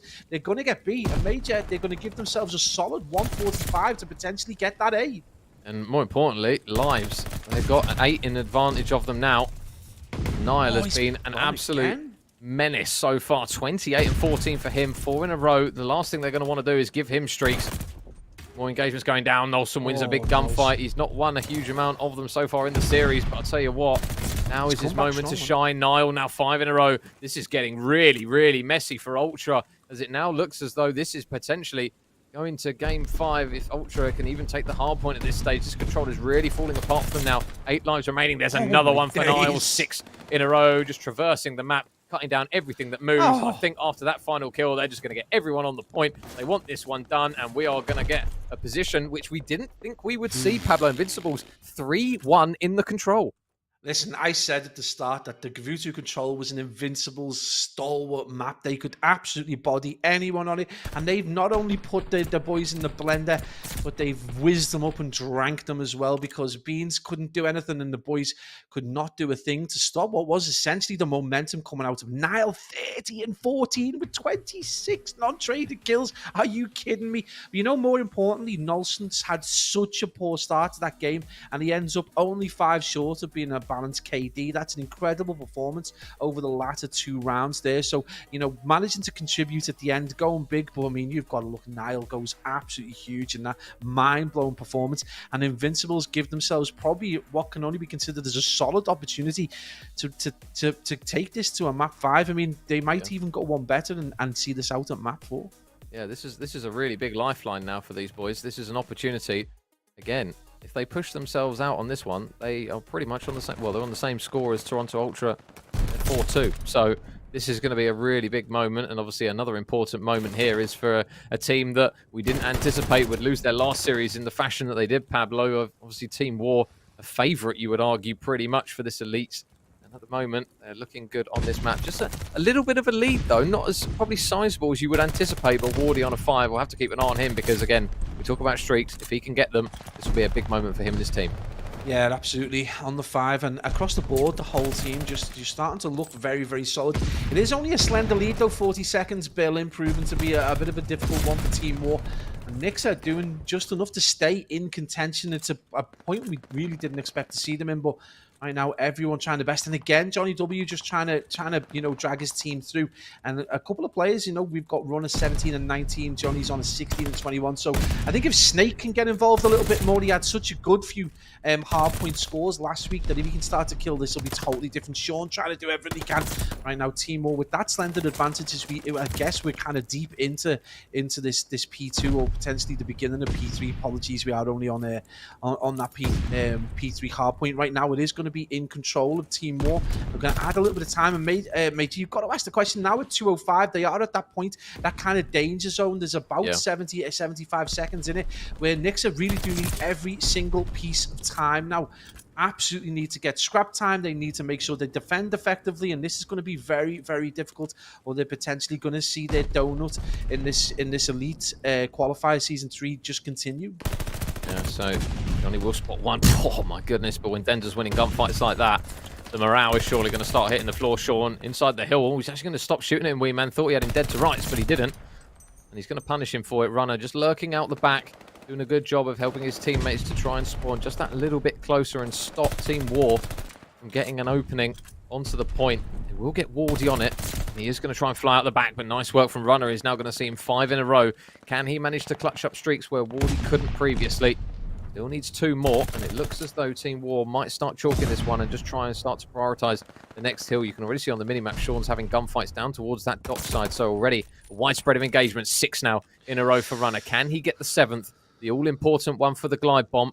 See Wee Man there on the X-ray just heading all the way down towards that side of P1, and 7 in a row for Runner. Can he make it 8? No, Wardy trades him out, but it's going to be too little too late as he now has a glide bomb to work with. But Team War, Pablo, they are on the point and they are soaking up more time. Yeah, on the precipice, and what a horrible kill to try and turn things around on for Nyx at P5. Probably the most difficult of the kills. It's so easy to try and contest. You find teams are able to get really awkward angles to try and take you off as well. So Team War probably with the easiest of kills to try and see this out on. 30 seconds remaining. They've got a little bit of control, but you can already see they're just starting to push through. They've got the preferred side for that P1 spawn. They take Nyx off the hill with 24 seconds remaining. Still plenty of time to do it. Guess with the ability to contest so effectively, you can see the patience just coming out of the Nyx boys as they have a little think to see how they're going to potentially approach this. But one by one, they got cut down. Sean manages to get through P2 though and get around the back, and he's going to get killed. And that's a huge kill there. Denza goes huge on that P5. No. And that is problematic right there. And with only 1 second remaining, the contest comes in, Major. And it's not going to be enough, but they are on P1 in that potential 4th rotation. And Team War able to see it out, Major. And, you know, a result that we expected, but not potentially in the fashion that we expected it. Yeah, it was a much better hardpoint performance from Nyx. We're accustomed to seeing them struggle on respawns and then do well in search. They won the search, to be fair to them. They just couldn't quite get over the line. And it will be Team War that take that series 3-1. So good work there from Team War. And as you mentioned, Pablo, unfortunately, Nyx's struggles are going to continue. But we're back in with our main series here between Invincibles and Toronto Ultra EU on the Tuscan hardpoint, Pablo. And we didn't think we'd, to be honest, I didn't think we'd be in this position where we're saying if Invincibles take this hardpoint, they take the series.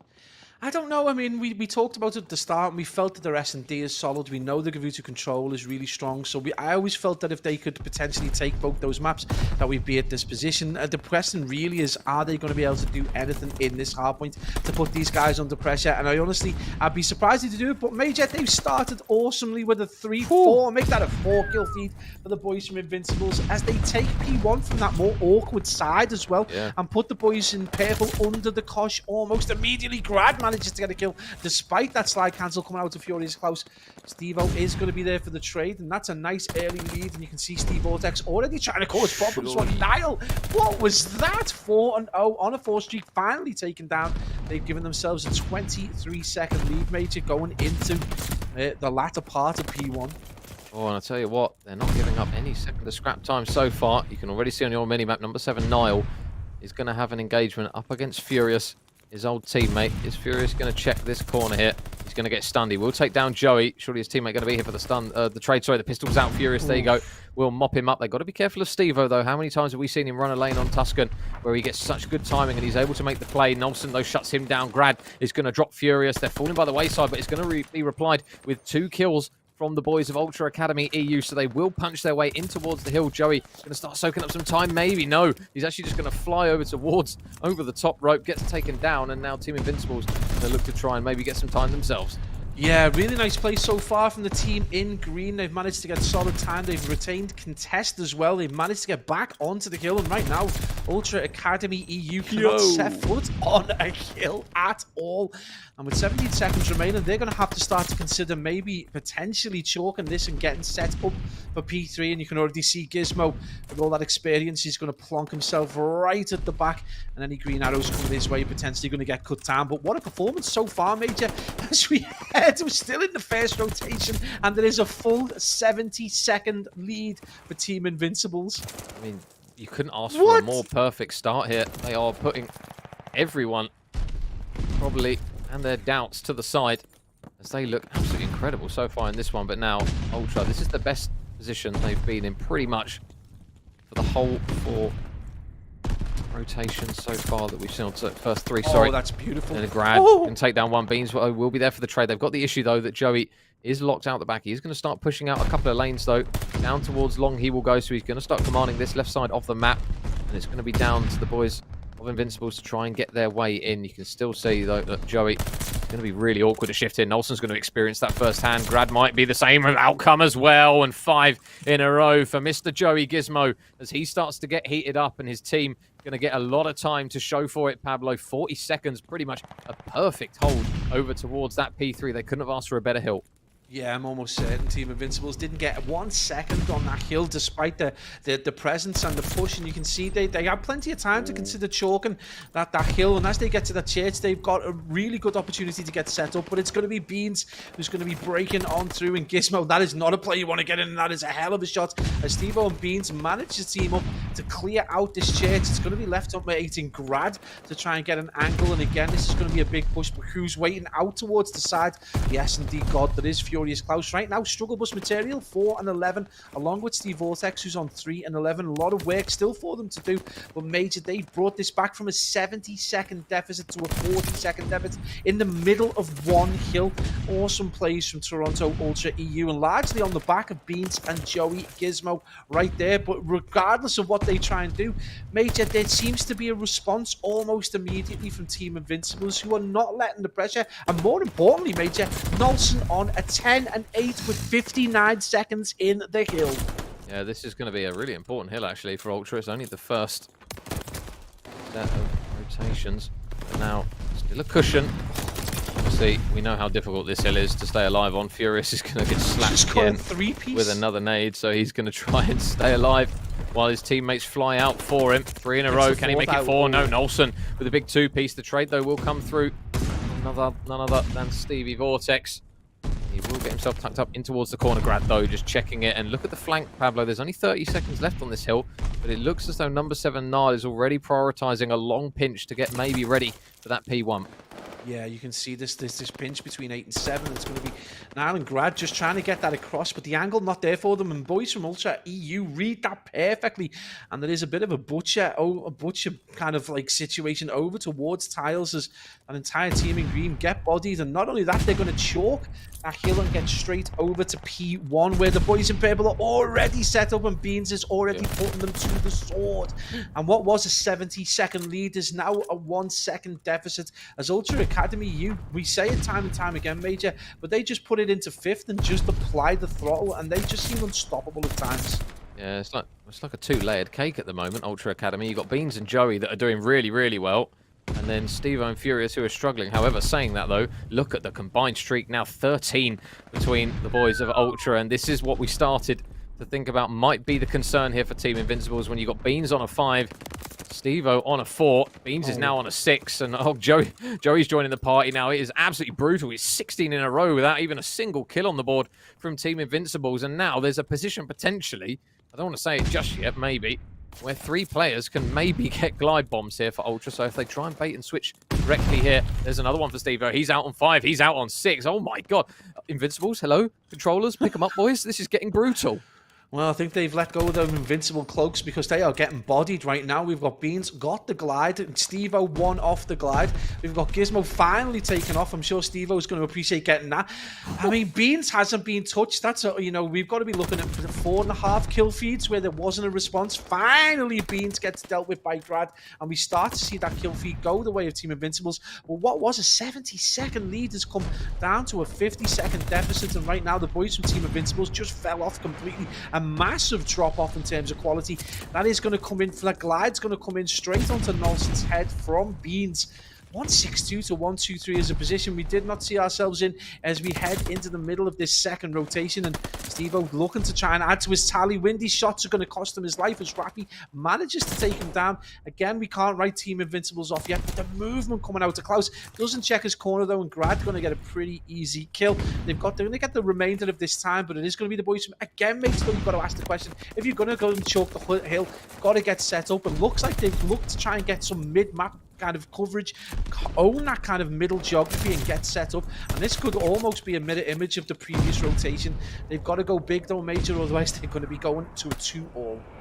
Yeah, we're hearing another glide bomb. Wait for it. Bang, there it is. It doesn't pick anyone up though. It looks as though they sent it over the back. I think it was Beans that called it in to try and get Rafi out of the back. He's not going to be able to as Gizmo picks one player off. Grant's going to run straight into the shots there at Furious, and you can see now they've started to pin those players out the back. Rafi is just going to try and stay alive, and Furious going for another chow, slides through and wins another one onto Nolson. The kill feed lights up purple, and Toronto, they are now in as they look to try and push their way closer to the 200-point mark. As now Rafi will pick one player off And maybe try and get Furious off the time. It'll be a big kill if he can manage to do it, and he will do it, but Joey's there for the trade, so they will soak up even more scrap time. Invincibles, though, ready to go in towards the church hill, but how many times do we discuss this, Pablo? This hill is not easy to hold. No, not at all. And in fact, the previous time they did struggle to hold it, and Toronto EU started their comeback at this very point. The close quarters really feeling the way of the boys in purple, particularly for Beans and Gizmo, who started to build their streaks on the back of this hill. Unreal plays from them, and again, they just walk on through into church. Number 7, though, and Niall has got to go big, and he manages to get 2 kills. In fact, it is Steve-O who manages to body the end of that player. 209 to 152 has just been an incredible turnaround so far. They've got this control, and the flood is going to come in, but at the back, number 3, Steve Vortex, is going to get another big kill. It is the boys, though, from Invincibles, manages to steam in, but again, the strategy out of Toronto Academy EU just too much. And they've got themselves into the point now where they're only 30 seconds potentially off seeing this game, this series up to all huge plays. And Major, one problem you got to face for Invincibles is that kill feed has been way purple, way too much. Yeah, that was the concern. When you had Steve-O and Furious, they were like triple and quadruple negative at one point. I'm pretty sure one was 3 and 12 and one was 4 and 12. And they're now pretty much close to even, and the score is completely shifted now. So this hill is going to be make or break, but we know how hard this hill is to stay alive. Niall is the first man in. He will catch a nade for his trouble. Beans is, though, going to go for the chow. Nice kill, though, from Niall. He's doing a good job of staying alive, and he's now got the help from Grad. So the first wave of kills is there. There's going to be more players, and Furious, he's going to manage to grab a pick. As it will actually... Oh, no, sorry. It was Steve-O's nade that caught him out. So that must have been from absolutely nowhere. Or a martyrdom on that occasion, because now they're going to try and flood in towards the bottom. But meanwhile, Nolson on a 5 before he gets down the kill feed, though. 3 kills in favour of the team in purple. Rafi's got to go big here. He's got to go big. He's not going to be able to. Ultra Academy, they are in. They are set. Team Invincibles, they've got to try and touch it. They've got to at least get the men out the hill, but they are getting cut down as they go single file. 1, 2, 3 for Furious. And that is going to be another map on the board for Ultra Academy. And we are going to game 5. Unsurprisingly, Major, I think 250 to 179 is pretty generous considering the start they had. Invincibles really had it all to play for. They had the lead that they needed and then took their foot off the gas. And as the boys from Toronto Ultra Academy EU able to just apply what we've seen them do before, where they go into another gear, they just have that extra 5 or 10% of pace, and they just put them to the cosh. Unreal performance across the board. But you got to look at Beans and Gizmo in particular, just putting up huge numbers, and again, just being an absolute nightmare to deal with. You know, although we did see some heroics at the start and out of the players like Nolson, like Furious Close, Niall, it just not enough in Hardpoint. And again, Hardpoint being that one game mode that lets them down, but they've still got an opportunity. They are a huge S&D team, and we are going to be hitting that game 5. And I'm sure this is exactly where they wanted to be. And right now, I'm almost certain Rock are probably looking at that, praying that they're able to do something to Toronto EU right now. I was going to say, Invincibles won't be too disheartened by that, because we're going into Search and Destroy. So this is pretty much their domain. For anyone who hasn't seen this team play, they are very, very good at Search and Destroy. They have literally built so many wins of series based off of Search and Destroy clutches, and going into a Desert Siege Search and Destroy is obviously going to be an interesting one. We know what Beans brings on this map, Pablo. He brings the beautiful sniper that we all know and love to see back in the game. He's made some big plays with it from what we've seen, even since pretty much the start of Vanguard. He's very accomplished with it, so he'll be an important factor, I feel, on this map, especially if he starts off using it and he gets going. He will obviously start to command areas of the map that will mean that Team Invincibles are going to be less likely to push certain lanes, especially down that no man's side of the map, or even down tracks towards the A-bomb site. We see it so many times where if teams get cracked a couple of times with a sniper, they're very reluctant to go on it. Obviously, the series that we covered before between AIM Esports and War, we had that little battle, didn't we, between Super and Maple. So obviously Super decided rather than play it passively and just let them command it, we'll go head on with it. Whether or not the boys of Invincibles will be able to do that, it'll be interesting to see, but nonetheless, they'll be fairly, I think they'll be quietly confident going into Game 5 here on the Search. Yeah, I think one thing to consider is that they're going to have that capability of what really good S&D teams are, which is they will take information from the first round or two, and then they'll be able to assimilate it, they'll be able to use it, and then they'll be able to change the way they play if they need to. Now, I think you're right to point out Bean's probably the most natural sniper out of all 8 players. He's a player that we see that do this often, you know, especially on these larger maps. Maybe on Invincibles, no one of that caliber potentially been able to to deal with them with a sniper. So it wouldn't surprise me if you just see a little bit more of an approach like your 2 AR, 2 SMG, or 3 AR approach on this much larger map to try and deal with that. But again, even if they get put under the cosh early doors, even if Beans is able to use that as a suppression weapon, I still think the boys from Invincibles are going to be able to retaliate effectively. And this is, again, what's going to make this S&D so interesting. And again, the question is, which player is going to step up? We saw Nolson do it in that game too. And the question is, can he do it again? He's been playing incrementally a lot better as the games have worn on.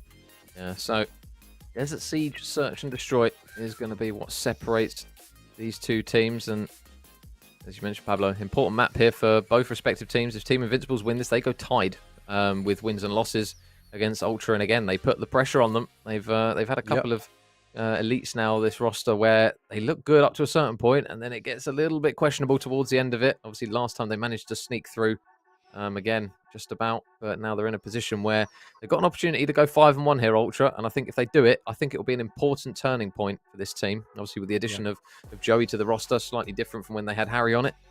So they're gonna now open the door to try and give themselves a little bit more breathing space when it comes to going into that seventh and final game here in the round robin. Obviously, 8 teams, so we play 7 games on this one. And I believe, let me just quickly double check, their last game is against Celio Signs. So not the end of the world if they do drop it, because they're probably going to feel fairly confident with their search and their control that they could probably beat Celio Signs. But you don't want to let it go to that final game. You want to get comfortable before that 7th and final game. Yeah, especially when you consider that Celio Signs have got such strong hardpoint, and if they're able to beat Rocker 6-5 and S&D, that's potentially a banana skin right there for Toronto Ultra EU. So they're going to want to see this round out. It's going to be vital for them. I'm sure Rocker have got their fingers crossed for a loss, but you want to make this qualification happen now. You want to be able to have a much more comfortable day tomorrow, and then get back with your team and start to strategize and solidify going into potential, the elite bracket. So this is huge, this game right now for Toronto Ultra EU. Equally though, it's as big for Invincibles, who obviously will want to start to get a positive deficit on the board in terms of games. So this is huge for them as well. So we've got to see whether are they going to have a player that's going to pull a sniper out? Are they going to just go for that 3 AR meta, 1 SMG? Who knows? They need to get control, and they need to really nullify what could potentially be as quality suppression coming out of Beans. So again, we can see the aggression coming out of the young man. It does look like he's got an AR this time though, so slightly different. And Gizmo Major with the first blood, and the second blood goes the way of Ultra Academy. So a great start as Nolson now left in a 1v4, and probably the most difficult map to get a clutch on. He's just going to be like, we'll chalk that one and pretend that one didn't happen. So very quick first round on Desert Siege. We're not used to seeing such fast-paced rounds on the Desert Siege. We'll see the kill that comes through from Beans onto Grad for that final one. And obviously Nolson just deciding to send himself into orbit with courtesy of that frag grenade. But it looks as though he's going to be the chosen one, Pablo, on the side of Invincibles, that will be playing with that sniper in hand. Whether or not he'll keep using it is another thing. We'll have a look and just double check to see if that is the case. And I assume it is going to be maybe for at least a couple of rounds. Yeah, it is. So, there you go. You can see Beans on the other side. Not sure if he's rocking the assault rifle. No, he's not. So there you go. Beans and a sniper. Name a more iconic duo on Desert Siege. I will wait. And it's going to be 1 pick from him, but instantly 2 picks from Niall. Grad for the third. And we are having what is a very fast-paced free-for-all, it feels like, on Desert Siege. Yeah, Desert Bocage right now, because this has been a furious 2 rounds that have just gone either team. Unreal plays as well. And again, Beans with the sniper outright, and it just really exposed from Nelson. But it's going to be Rafi out wide, out towards the back part of the field, able to get that final kill. And both teams toe-to-toe right now, and this is going very much the way that we saw the previous S&D.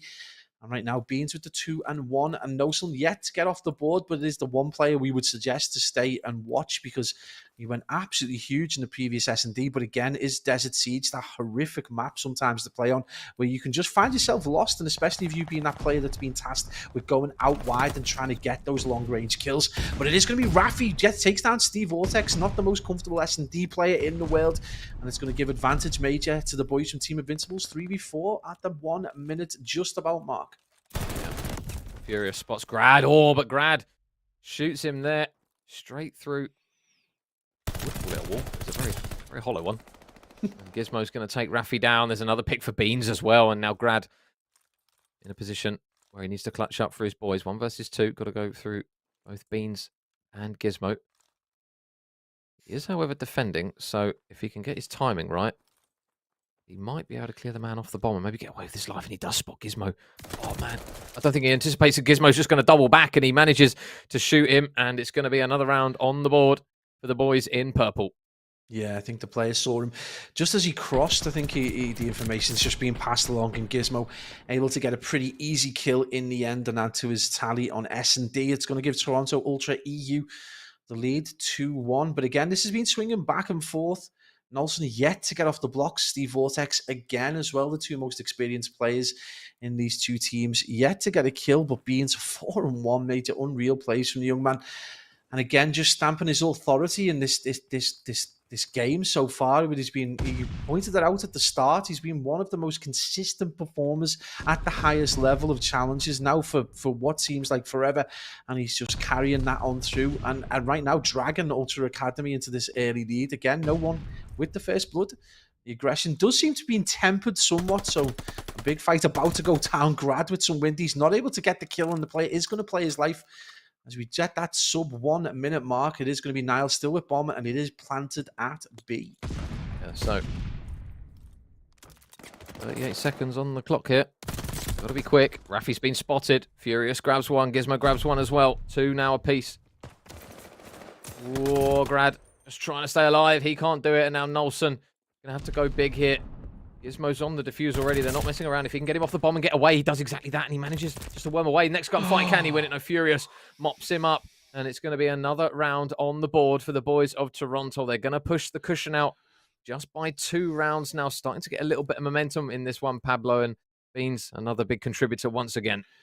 Yeah, he's just unstoppable, despite Nelson's heroics. Again, so many ways that you can go once you've knocked that player off bomb, but really well read, and there is that player that they picked up just, I mean, essentially for his S&D capabilities, and he goes absolutely huge. And again, they're just such a difficult side to deal with at times, especially on what is ostensibly probably the most complicated S&D map with the levels of elevation, and obviously it's huge geography. So big plays coming out of him. And Steve O'Major with his feet up right now. I think he's put his pad down. I think he's considering, I think he's wiggling the keys of the struggle bus right now, but I don't think he needs to worry, because 3-1, if he starts getting kills, this is very worrying for what is largely looking like a very uninvincible team. But Rafi Major with the first blood and the second kill to boot. Yeah, and the nade in response coming through from Beans wasn't enough. But Furious will reply with some bullets in towards the chest of Grad, and now makes it a 2 versus 3. Beans, though, still working with the sniper. Obviously, makes it a little more difficult in those close quarter situations. Still trying to hunt for the pick. And Rafi, you can see, just laying prone just behind the boxes. That is a spot and a half there, so Beans is going to be dead as well, as he literally positions himself absolutely inch perfect to not be seen. Niall going to get spotted, though. He's not going to be able to hide from that one, as Furious will take him down.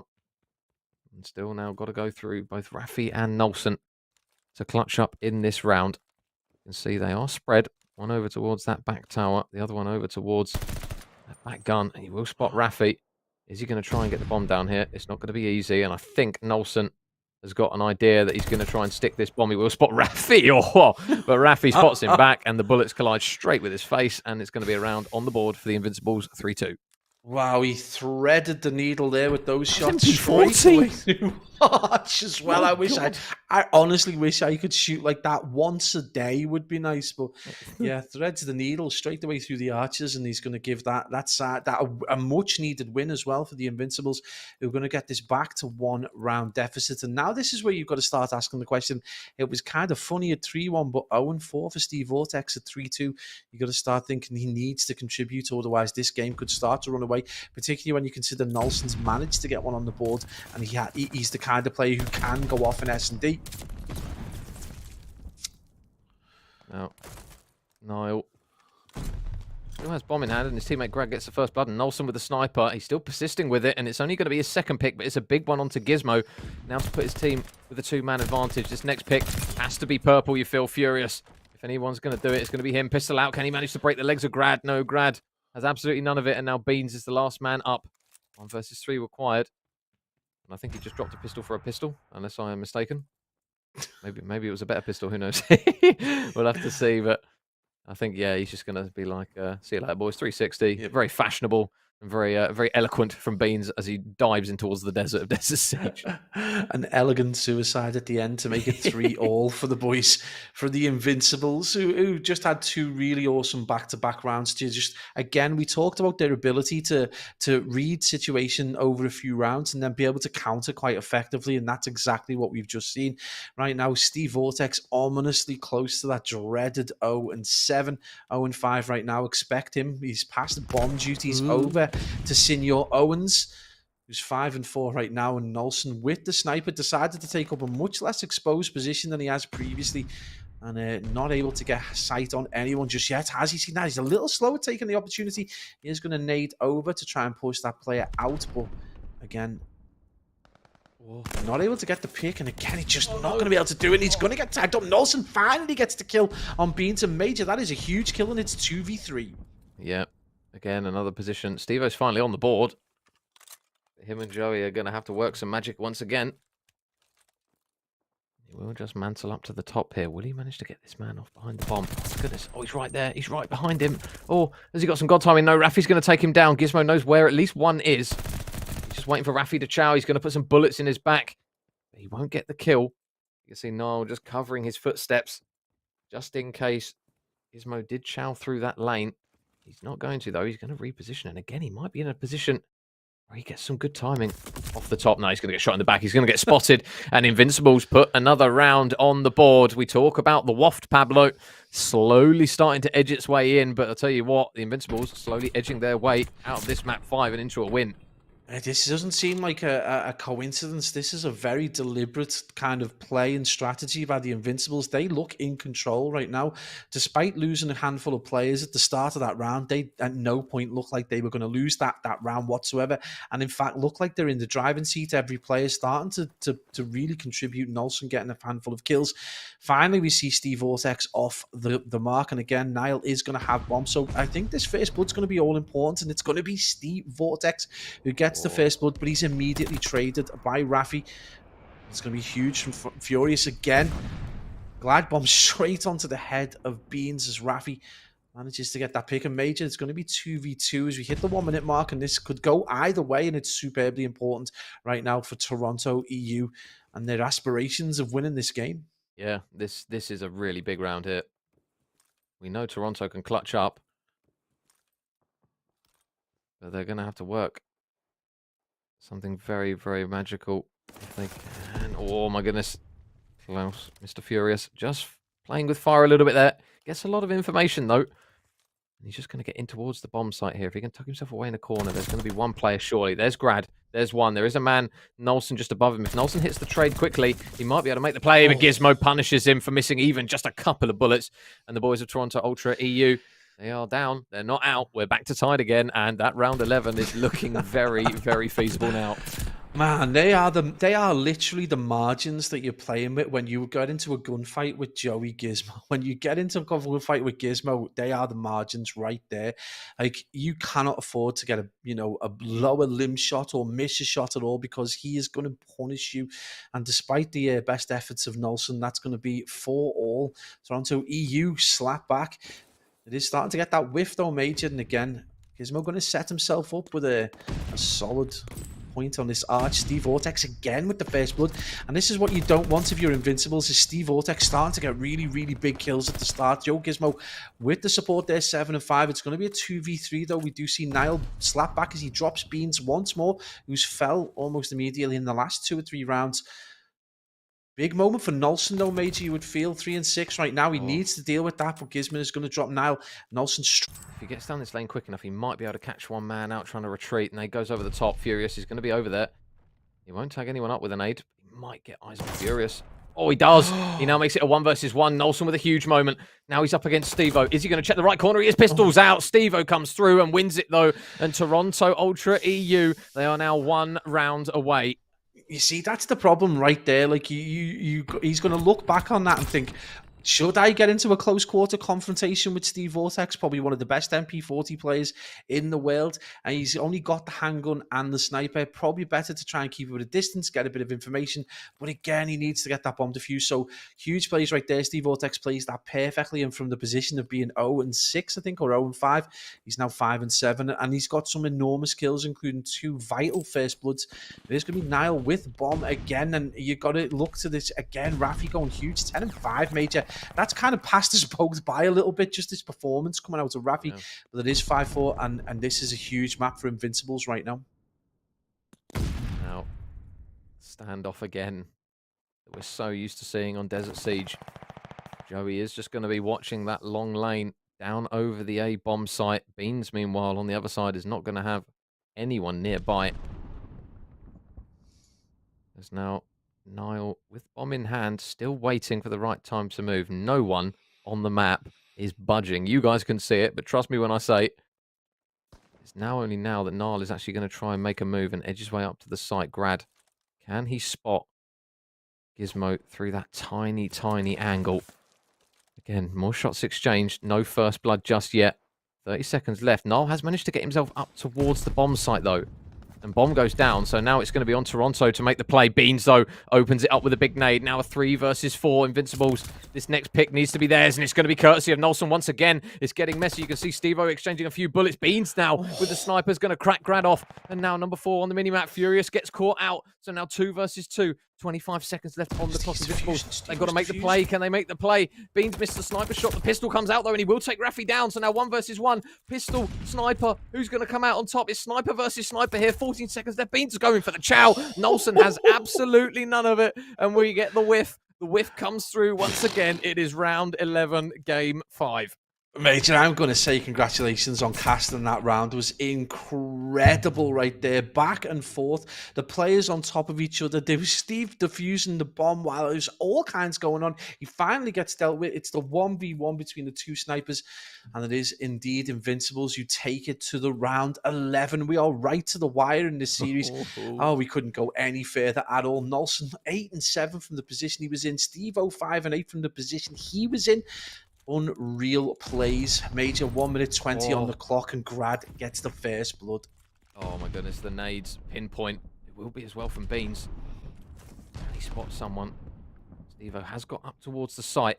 You feel the responsibility of Beans now is going to be huge, and Nolson, he's going to shoot Steve-O in the back. He doesn't stick the bomb. He tries to run away, and he gets punished for it. So now Beans and Furious left in a 2 versus 4. There's a man right above him. Oh, the sniper's not going to be enough for Beans, and now Furious. The S&D Magician, he needs a 1 versus 4. Nelson's back left, takes down one. Can Furious get away with his life? No, he can't. Invincibles mop him up. And more importantly, they take the series in an emphatic style. 6-5 in the search, 3-2 overall. And that was not the result we were expecting. Mate, we said if they get that second game, S&D, if they get that Gavutu control, this could go to the wire. And Toronto EU do not want to play these in S&D ever again because they are so very good. They picked up Furious Klaus from this squad, knowing that this was a top S&D setup.